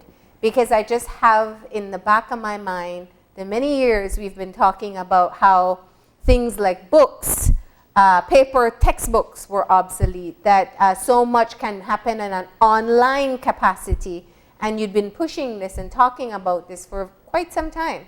So I wanted to just get your thoughts on where we are today, especially in the education sector. Well, I have to start by saying that I think it's a great privilege for us to be able to come into this space, this digital space, and communicate with so many thousands of people. And we sometimes take that for granted, but at a time like this, we recognize the power, the potential of the digital universe, so to speak. Yeah. And as you prefaced, since 2013, SJC, the school that I work at as a high school history and art teacher, took the very bold decision to introduce the teaching of African and Maya history. Now, the word history itself has a historical boringness about it when you talk about it in the context of school. So at that time in 2013, we decided to use a digital platform, a web-based system, in order to deliver our content and our ideas as a blend with the in-class sessions that we were already accustomed to. Yeah. And obviously that has been almost 7 years in the making, and our website, if you go to it, Belize History SJC, you will be able to go through an archive of 7 years. I mean, I don't advise it, it's very tedious, but it is an up-to-date catalog of managing the two worlds, of the physical world and the digital world. And so we feel very comfortable today, having been plunged into this moment. I mean, I don't say comfortable in the big word comfortable, but I mean in this specific topic that I'm talking about. Yeah. But one of the things that I think we learned over the 7 years is that it's not just the frills or the gimmickry or the fanciness of technology that we were really aspiring to harness, rather the capacity, that our real capacity in our mind, the ability to think critically, to foster new ideas, is really the education. And the technology is just the tool, It's just a like conduit. a pencil, a paper, that will allow us to expand this orbit, if you want to call it, of developing a new pedagogical space. Yeah. Now, you're absolutely right. I think SJC was able to kind of be ahead of the curve on this one in being able to get, especially the history program started the way it did. But schools across the country have been trying to play catch up. And I think that's kind of where the concerning part is on both ends, because kids are accustomed to technology, but oftentimes for different purposes. And not all teachers are comfortable being able to educate through a digital platform. What's your advice to them if they're watching this morning?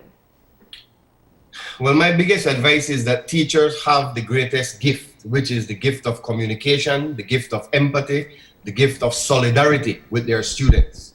That no technology will ever be able to replace. Because right now, I was just online in my Google Classroom. It's supposed to start at 8:30, but I asked them to start 7:30 today because I had this commitment. But did they get extra credit for watching this? Well, I told them to watch, but they'll probably just be watching it but doing a lot of other things. But what I was saying is that they giving me feedback as to what is happening, they miss me. And I feel so special and honored, and I miss them. And I think that human connection is really the gift of teaching. This idea that you step into the classroom to make a negotiation with the next generation. And when I was talking earlier about technology, what I wanted to drive at was that the content is generated by the teacher. So even if you just make a statement in a recording or a YouTube video or whatever, that content is really the valuable experience that you want to transmit to your students. It's not like, oh, I can make all of these fancy After Effects and digital things. And so there are many other people that are out there to deal with that. But the teacher is still responsible for the connection. So I think the fair is all the gadgetry and the sophistication that technology appears to kind of shock and awe us into, like, oh, the new thing is out, so the old thing is dead, and blah, blah, blah. And we get into this kind of constantly feeling insecure about, oh my gosh, I don't know if I can learn that. To me, and this 7 years has taught me a lot about that, I do not care if it's an iPhone 1 or an iPhone 101. The issue is not the iPhone. The issue is what is the purpose of you putting something that is a content onto that platform. So I think if you take that approach, you will be able to even ask the young people, because many times in my own postings and things over the years, I have had to learn new technologies from my students. So you have all the teachers there in front of you anyway. You have 35 teachers that can teach you all kinds of things if you're prepared to listen and learn from them, and then you give them what you have. That's all you can do. You can't be the best video editor and the best, photographer and all that stuff. That is very rare. That's interesting you say that. You're the second teacher I think I've talked to who described it almost as symbiotic, that while you teach what you're geared to teach, you're also taking the opportunity to allow the children to teach you how to use the platform and how to maneuver yourself through the technology, or what will work best for them. Correct, and I think that the attitude of creativity needs to be at the forefront. And when I use creativity, a lot of people always mistake it. Oh, you're an artist and you write and do all this stuff, so it sounds easy. And it's not that. Creativity is what you wake up with in your mind every morning in terms of what you want to do, the task for the next hour, the task for the following day. Yeah. These tasks that are built up into your mind, how you solve them and how you maneuver yourself to get to a point where you want to solve them, that is creativity. It's not some beautiful product that you're going to create. It is a process of action. And I really, when I teach art, that's what I push. I could care less if you can draw an apple or you can't draw an apple at all. It doesn't matter to me. What matters to me is that you want to draw and that you want to explore and express an idea in your imagination and in your thought process. that something is bothering you or something has uplifted you, whatever. That to me is the essence of art and creativity. And creativity is in all of us. You don't have to be an artist to be creative. Actually, many people who are not artists are more creative than many artists. I thought you were going to say many artists are not creative. Many of them are not creative as No, but you know, there's so much that you said there that makes it makes so much sense. But it's kind of, we are on this rapid learning curve right now for everything. People call it the new normal, but at least we know it'll be this way for some time.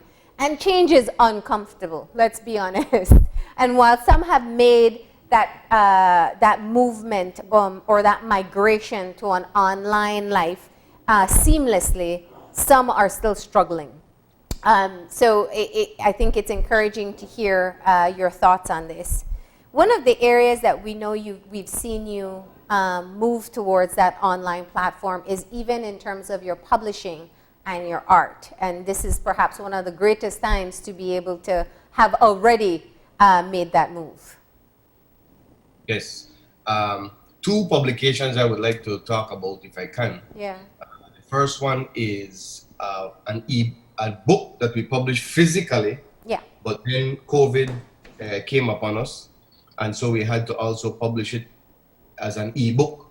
And the second publication is a collaborative magazine, an e-magazine published by students, junior college, SJC junior college students.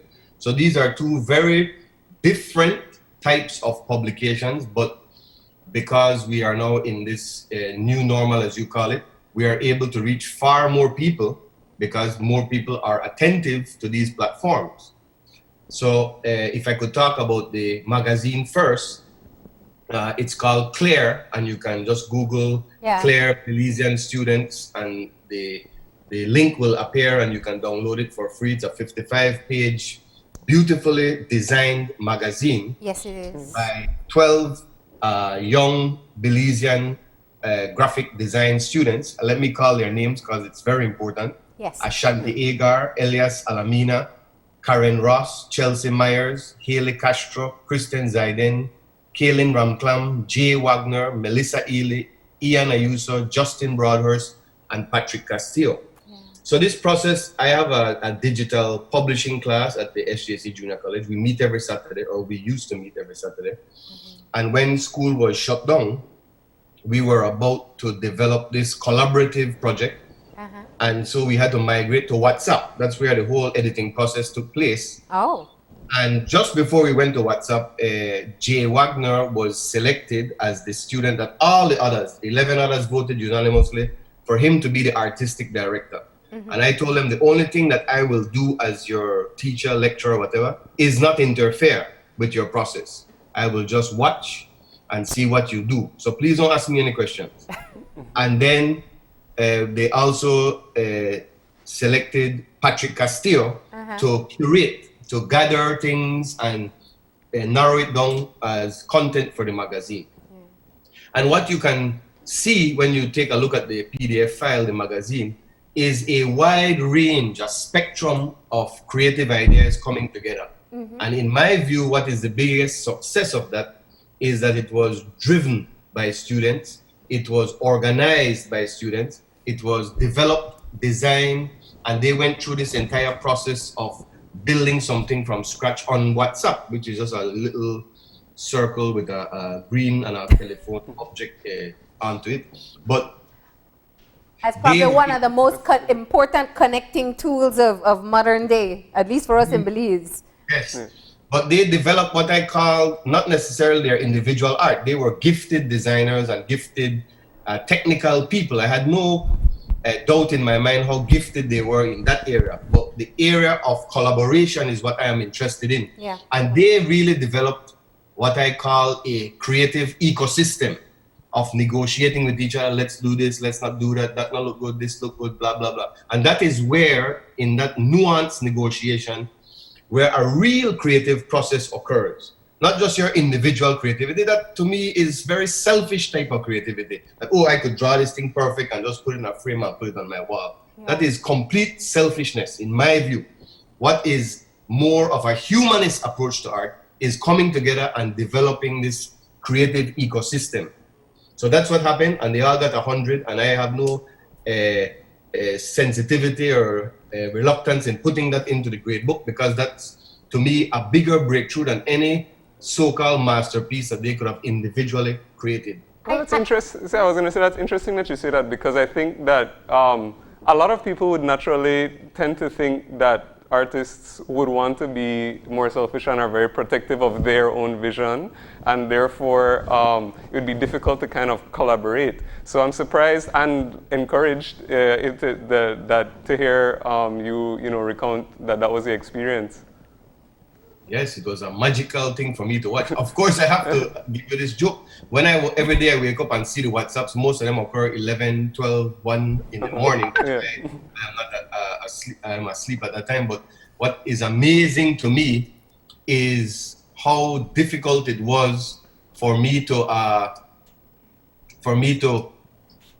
read those memes. Like, they don't communicate the way I do, like in Word. And I was like, what the hell is that? I mean, I had no idea what they were talking about, but I figured that's what their language is. And I was deeply inspired by the unknowing that I felt. That's really how I imagined it. I was like, wow, what the hell is going on here? But I said, okay. I do hope your learning curve included learning to make memes, because I have a suspicion that you're going to make some pretty good ones. I try, but then they're very awkward and they're not funny. And then when I had my daughter and I, we spent a lot of time watching this TikTok. Now, she always showed me these videos that are amazing to me. And I say, wow, how can you capture such an essence, a magic in less than 15 seconds, 10 seconds? To me, that is the art, not the stupidness they're doing. Stupidness is just for our entertainment, but it's the capturing of the essence. Anyway, this wasn't a TikTok conversation. But I would love to talk to you about TikTok another time. But this is... I don't know much. I'm just an avid watcher of it. Yeah, and I think human behavior and paying attention to what interests people is always interesting in itself. But going back to the magazine, Claire, CLAIRE, before people think it's another word. But talk to me about the process of watching them put it together, because I think Gavin made a great point. Creative people in general, it's not that you don't get along, it's just you always have a different way of seeing things. How important was it for you to kind of stand back, even when their decision making probably got a bit hard to do? Okay, I think that was very hard for me, because we are, as teachers, compelled by grades, grade book, submission of deadlines, and all these things. Yeah. And so it's very, you have to have a very careful balance, because you are inside a school system. But to come to the point of, I have deep respect for their individual creative skill. But what I was trying to get at is that in the world we're in now, creative skill is just one component, one element of the way you have to live. And the way you have to live, if I can say it again, you have to think of yourself being in a creative ecosystem. And so you might have to be working with somebody that knows coding, how to develop a website, somebody that knows how to do video editing, a poet, a writer, a person that can draw, a teacher, because all those persons have various skills. And all those persons can also do your skill, but in a different way. Yeah. So, yes, we have to recognize the power of the individual skill, but we have to also acknowledge the greater power that comes from being in a deeper solidarity with others. Yeah. So, of course, people will make music and make money and all that stuff of their own intellectual pursuits and intellectual strengths. But I think more and more, if we're going to marry and merge and blend education with art and education with creativity, then we have to be open-minded and free to think. How do we use the tactics, the strategies of the artist and the teacher simultaneously? So how did you resist the urge of intervening? I just put the silliest we call those things emojis back at them laughing and thinking I was trying to be cute. They never responded to me because they just accepted that I'm old. But deeper than that, in addition to them accepting my age, I think they accepted my intention. Yeah. Which was to see what was best for them. Yeah. And I have to say that aside from the product of the magazine, what I formulated over those 3 weeks we worked on it was how beautiful it is to see young people be sensitive towards each other, be very embracing of each other's ideas, be very accepting of each other for who they are, and bringing them into that, what I call the creative ecosystem.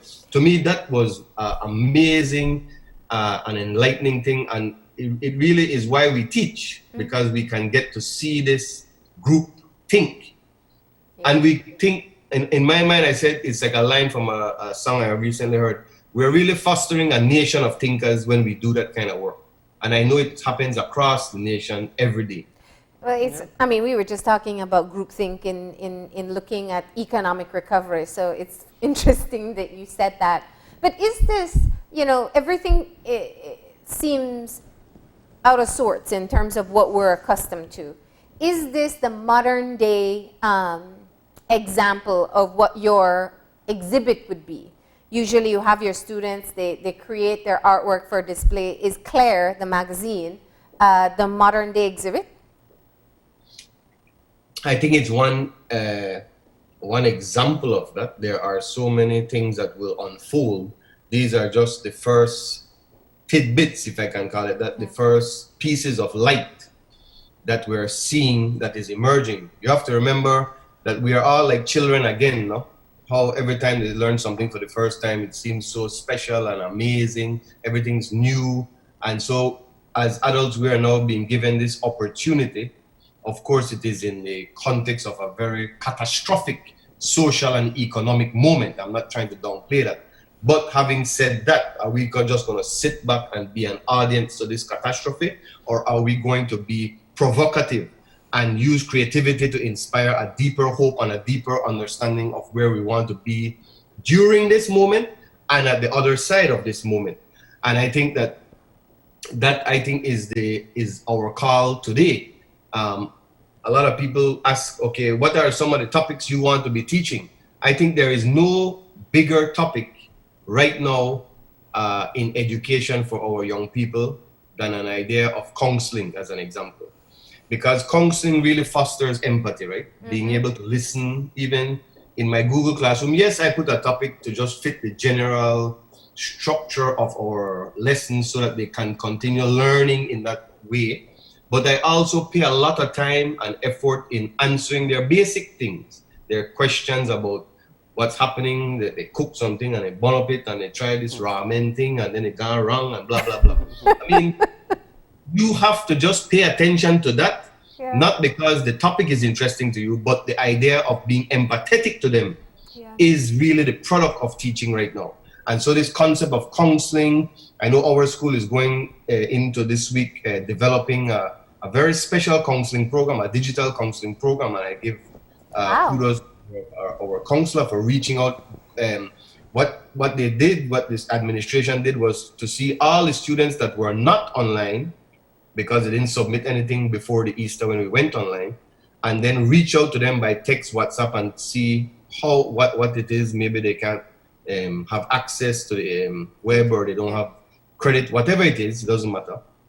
And to try and bring them back into the fold of the SJC family, so to speak. And I think that is even more valuable, urgent right now, as our lessons are. Yes, the lessons are important, but we need to have this priority of empathy. Yeah.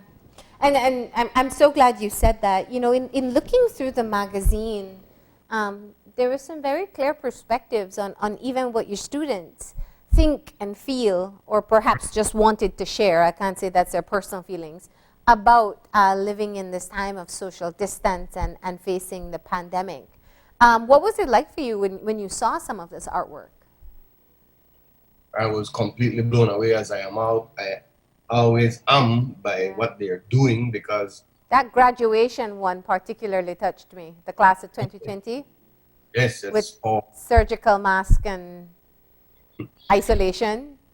Well, it shows how much art can teach us, and it shows how much art can reveal in terms of the mind of our youth, and how much this kind of expression should be a big part of our educational process, because it develops from a young age the sense of self-determination that I can make something and share it and negotiate an idea with the public and the community.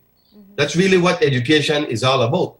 How do we inspire in our young people a deeper sense of family, of value system, of empathy, and have them go into the society and live that experience and take that into action. So I think whenever I see these things, it just reminds me of the value of art education.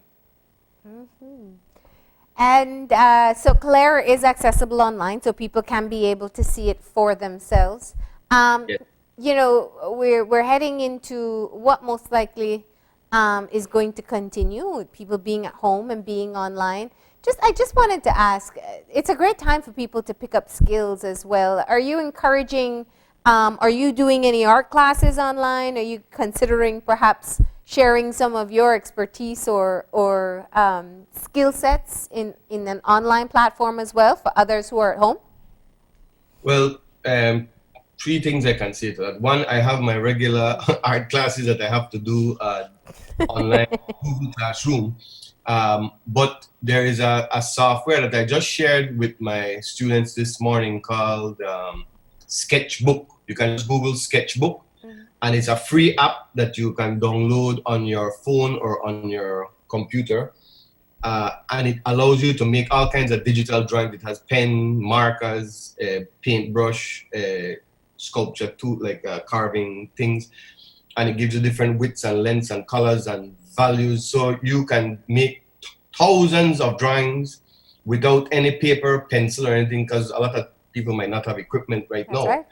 It can be a very great tool for experimenting and exploring digital. I know a lot of people are against digital drawing, but I am not against anything. So I just think that the expression, the exploration is more valuable than you just feeling confined to one way of expressing yourself.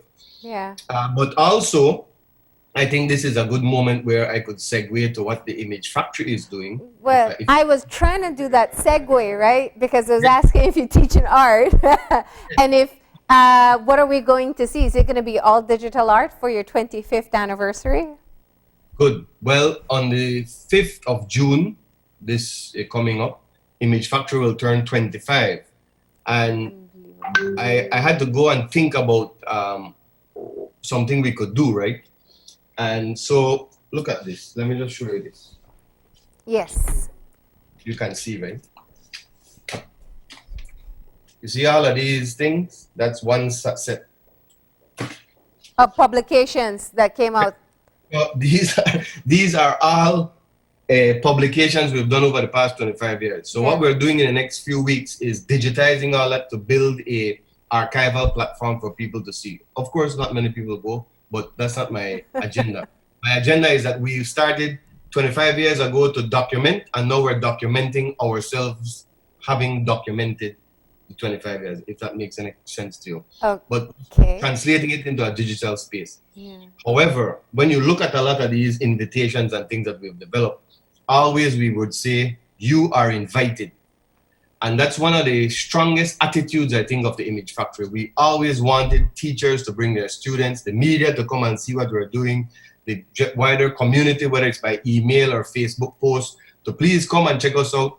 And whether it was 20 or 200 people that came to various shows, we always felt honored that people would come to see what we were doing, whether it was publishing a book or making an exhibit, whether it's photography or sculpture or a history exhibit of fire or hurricane. So many things we've done. But the intention was to open up the space and invite people to come and experience. And so we are now having this online call called you are invited. It's an open call. You can submit anything. There are no rules, so don't ask me about any rules. Wait, what? Submit anything. That you wish, whatever you feel that you want to submit to Image Factory 25 years, you submit it. And you can submit it to imagefactory70@yahoo.com. And you can do so by the 23rd of May. Okay. You have a whole month, Marlene. You and Gavin have to submit something. Okay. I'll dig up some old files. No, you can do it. Is to, all right. So it's ongoing. But so this there morning, are rules. That's what you're saying.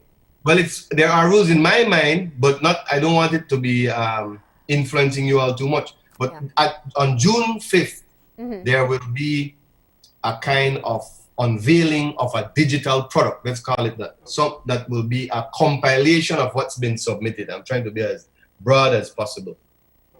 And that will kind of be like a time capsule of the first COVID-19 generation art thing, so to speak. Amazing. So I encourage people to submit what they wish and to feel free to submit. We've already gotten a number of submissions. I was very impressed how people are submitting. From regular artists? Actually, the first 12 people, I don't know them to be artists, but I have not even been able to define myself. I know. I was going to say, I know you don't like titles, but people who perhaps have produced art before. Let's use that definition. But actually, this is an artist that I exhibited with in Guatemala many years ago, Marlo Barrios, because he's on Facebook, his site, and he will submit something. So it's not just within Belize. It's not just being an artist or a musician or whatever. You can be anybody. That if you came as an audience member to any Image Factory show and you want to just put a reflect. All right, see, I'm getting into what you should do. But it's fascinating to think, though, because I really have been wondering that artists, whether you call yourself one or not, just have an amazing capacity to be able to show or describe or capture feelings that some of us can't be able to express. We feel it, but we don't know how to say it or to show it to another person. And when artists do that, it's an amazing connection that happens. And this collective experience of this pandemic, I'm so interested to see what people will be able to produce to demonstrate to us what they have personally experienced or felt about it, and how much of us will connect with whatever it is they produce. Because many of my students, I told them about You Are Invited today. I have almost 180 students. And I sent out a call on my various Google Classrooms. And many of them instinctively say, there, give me an hour, sir, I'll get it to you. They're not interested in saying whether I am an artist or if I have to do it by May 23rd. That's what's fascinating to me, that they are not caught up with our, I don't know if it's baggage or I don't know what it is we have. But anyway. But to me, well, we had that conversation earlier as well about the generational gap that existed. Yes. Clearly, the younger ones. I assume you'll get a lot of memes as well. That's also going to be very entertaining. It's an open call, so we have to take it, and I cannot have any kind of censorship or anything. It's an open call, so whatever it is, it is. Can you? I mean, I couldn't imagine. Reaching this milestone is an achievement for you and your team, and you've had so many artists that have worked with you at Image Factory. I mean, how do you quantify the contribution that you've made? The number of artists that have passed through. You know, one of my little interesting facts that I know about Image Factory, because Galvano shared it with us, was that you don't even... that you had so much paint, where you paint over just the space over and over and over after exhibit, that it just developed like one big thick layer of paint. But the amount of people who've, even if they've just, I know I did a photography show there, but that was like once in a lifetime and never again. But the people who have done one show, people who've done many shows, how do you quantify 25 years later? Well, that's a great question, and I think about it a lot. And obviously I can, in terms of publications, we've done over 200 publications, and we have exhibited, if you add up the artists, because as you said, there are many group shows, over 500 artists and writers and poets and people like Miss Meg Craig, who I'm thinking about today when I think about the Image Factory, because at age 89 to 92, 93, she was working still with us, building exhibits. So whether you're 9 or 90, to me, what it shows is that the Image Factory attempted to open a creative community space. That's what I want to say, because we never turned down anybody that came to us wanting an exhibit, and we never had to go out too much and aggress and find exhibits. A lot of things just happened organically. They call Gilvana or they call me, and things just started to happen and bubble up, as they say, on the street. And so I think that what we're doing now is figuring out the next 25 years. But if there is one thing we can learn about the first 25 years, is that despite a society that does not really care about creativity, that does not really care about their citizens being original people, original thinkers, creative thinkers, critical thinkers, despite our better judgment on all of that, we pursued this course. Not me or not Gilvano, but the space, along with the ideas that flourished inside that space and outside that space, because our work went all over the place in the region, in Central America, in the Caribbean, and so on. And our connections of solidarity with other artists all over, I think that speaks volumes. If that could be duplicated, recreated across the land of Belize in the next 25 years, it would say a lot for our cultural diplomacy.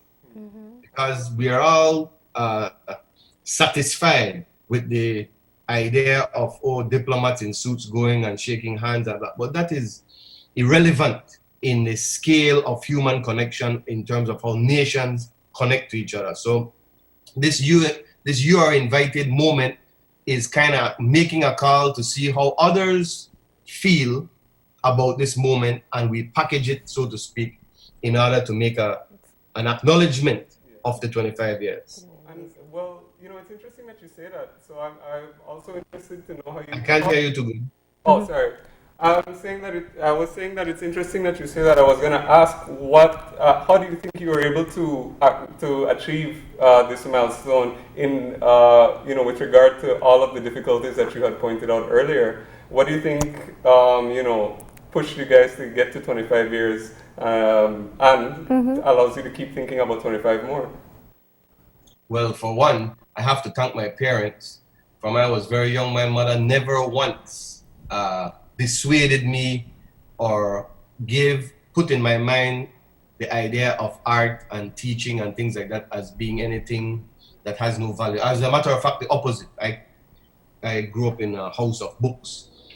And also my father providing the space. I mean, as much as we were able to do so many projects, we had to have a space, and that space being provided, I think, is the foundation to begin with.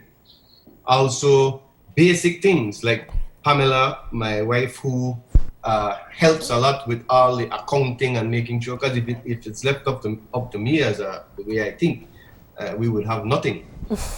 But she was able to say, no, this costs this and this costs that, you can't do this and you can't do that. And that's a reality. That's you have to have that kind of mind. And of course, there is a business side to it. Yes, people like Gilvano, who is, I call from 25 years ago, the national curator.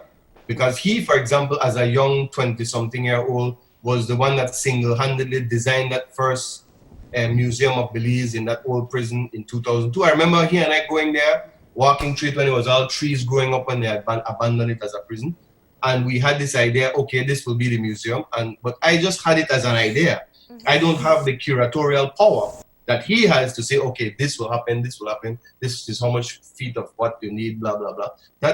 So these collaborations begin from trusting that you are not the so-called oracle of all ideas, but you can harness the ideas of others, which I think I was saying with the Claire magazine idea and the teaching strategies of today, is that you harness your students to be your 35 teachers, then you will be more empowered because you've empowered them, if that makes any sense. No, of course, that makes perfect sense.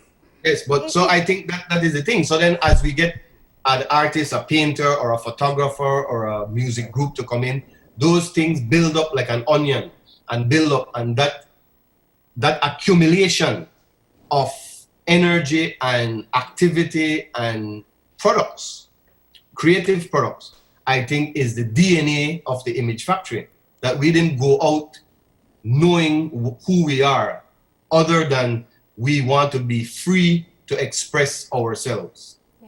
Yeah. And I think the range of exhibits that you've had just at Image Factory itself clearly shows that there was never any limitations as to what could be considered art or how someone could express themselves. Yasser, in all that time, is there any, what would be your most memorable milestone that you've made? Okay. I love that slide. That was almost like a transition on the computer, the way you slide it up. Why? It's hard to answer that question, except to say that the last thing we did, I think we should start off with, which is in terms of a publication, we published this book called Maximo, the last alcalde of San Jose Yalbak. And I will just quickly spend 1 minute explaining that project. Yes. We published it, the pandemic, the global meltdown happened, and we then sent it out on March 27th as a digital launch, so to speak. Mm-hmm. But the story of Maximo, who was an alcalde, a village leader from the village of San Jose Yalbak, which is in the northern, near Galanjog area, they were the descendants of the caste war of the Yucatan, a Maya village. Mm-hmm. But PEC, the British powerhouse company, the land-owning company, in the 1930s, this is almost 100 years ago, started to push to cut down the forest and displaced that entire village and exiled the people of San Jose. They became refugees in their own land, and they ended up in a kind of concentration camp designed by the British in Orange Walk Town for 3 months. Mm-hmm. And they barely fed them. Many people were starving. We have the oral accounts of all that. Until eventually Maximo, who was the alcalde at a young age, in his early 20s, imagine this. Your entire village, all the people in your village are displaced. Almost like a COVID moment has happened to us in 2020, happened to them in 1933. And they were then given a new land to settle on, which is now called Nuevo San Jose Palmar, which is right outside of Orange Walk. Yeah. But the granddaughter of Maximo is alive and lives in Palmar. Her name is Carmen Carrillo. Mm-hmm. And she held the story of her grandfather in her until now. We've reached out to her. My colleague Delmer Zib and Carlos Quiros collaborated. Delmer wrote and helped to research, along with Carmen, the story. Carlos, who is also known as Lito, the graphic designer, did all the illustrations. We thank also Melissa Espat for helping to edit the book. Mm-hmm.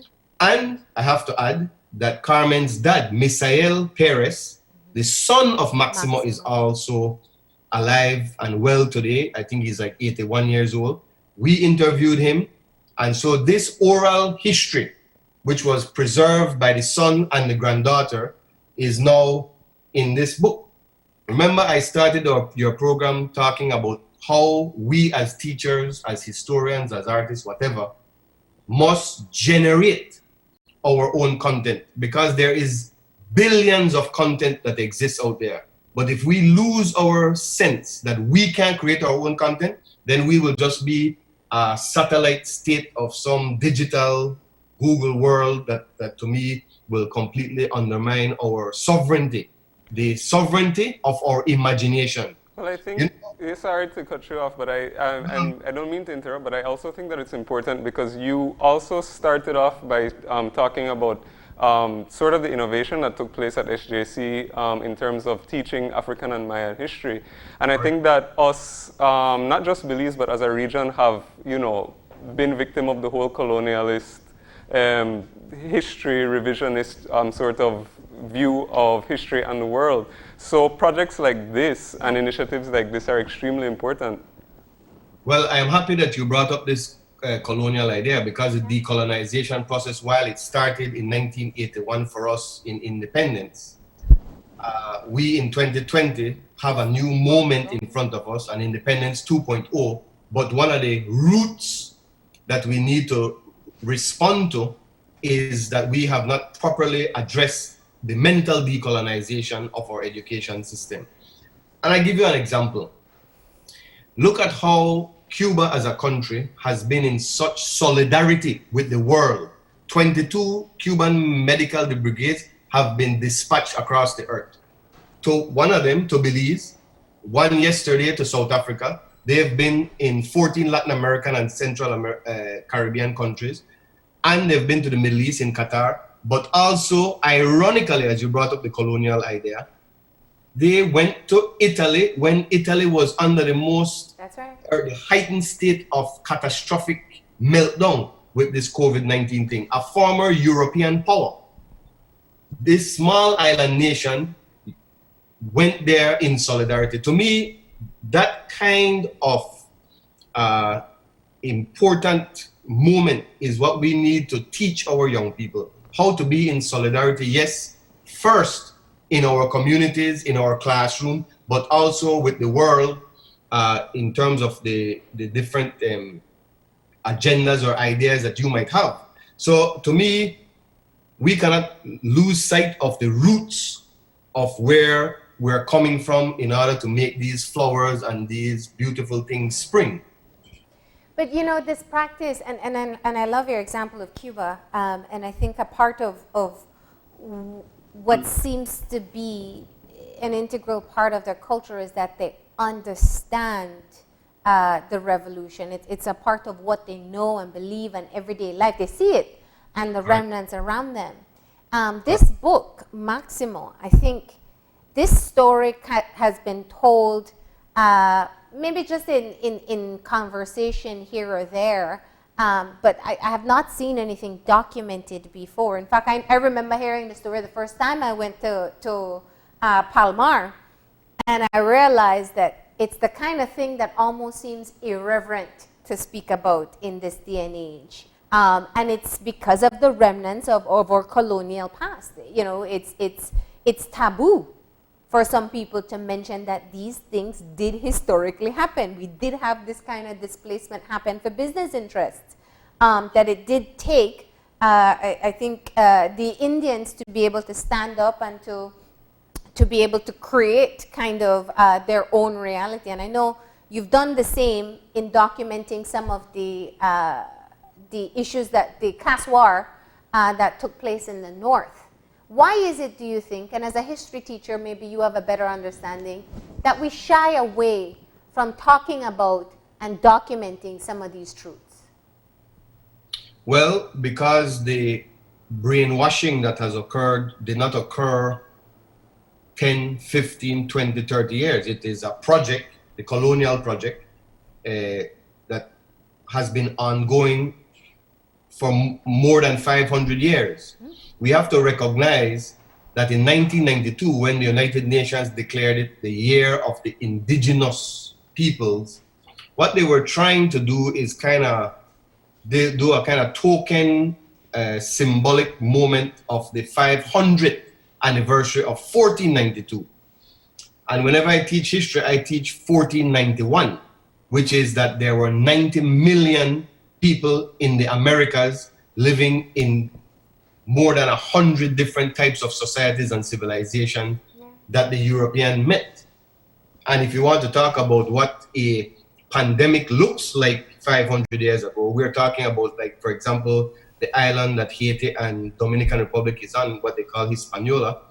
in less than 10 years, almost 300,000 people died of the smallpox. 300,000. And you see how we are behaving right now with 8 billion people on the planet and how many people dying of COVID. Yes, all that is tragic. But if we have no sense of history, no sense of belonging, because history is not just about the past. History is about belonging. It's about who you are, who you want to be, and who you are becoming. But you have to know the roots of your belonging, the root lines of your belonging. And if you don't know that, then, as I always tease my students when I start my history class, the world did not begin when they turned on the internet. And if we can appreciate the magnitude and responsibility that we have as educators to get our young people to start thinking critically, because there are so many things, whether it's how we teach the idea of agriculture, or the idea of lived culture, or the idea of the earth, global climate change, all these things, all of them, if they're not taught in the context of the root lines of how we think of ourselves and how we identify ourselves, then we will just be parroting what other societies have as their modules of how to think of these things. And that's, to me, very dangerous.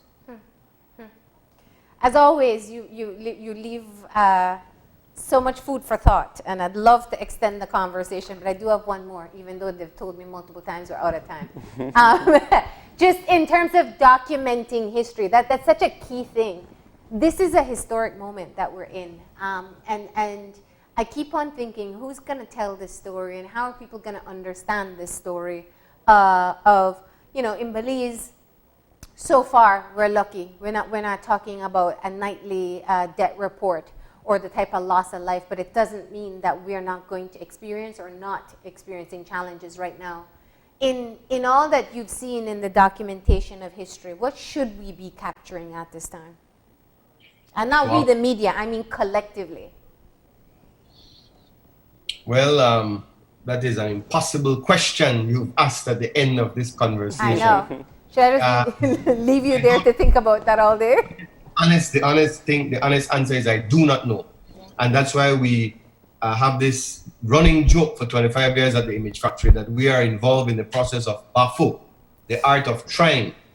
And that, to me, the whole "we, you are invited" is just a small sample of that. Let us bring our thoughts together, let us come together, let us commune, and then hopefully through that communion of thinking, we can be able to better navigate out of this crisis, and multiple crises at multiple levels across our land. But to me, it will not be any different at the end of this in the way we teach, in the way we use history and art, because those are things that, just like Carmen Carrillo held the story for so many years, we have to hold the story of now, what we're really going through, in order to carry on. So maybe that is close to an answer, that we have to be truthful as to what we're going through and what we're feeling, so that we can pass that on when we move forward. And it will be a collection of personal histories.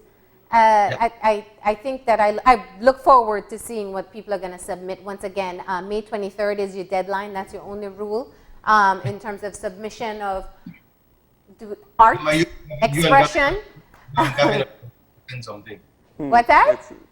I said you and Gavin have committed, maybe not wholeheartedly yet, to submit something. We have time. We do have time, May 23rd, and we look forward to seeing what's going to happen there. Thank you for joining us, Yasser. We appreciate the conversation. It's always a pleasure. Thank you. Take care. All right. We're going to go ahead now and shift gears. So we had a conversation about all the things happening at the Image Factory, the SJC History Club, and of course just kind of looking at the work coming out of the Image Factory and the History Club. But now we got to shift gears, and it's time for Kids Time. So we are going to be learning all about what causes diabetes, and Dr. Bannis is going to be teaching that. So of course that's brought to us by our friends at JNW Shopping Mart, and call your kids, bring them around the TV, because Kids Time starts right about now.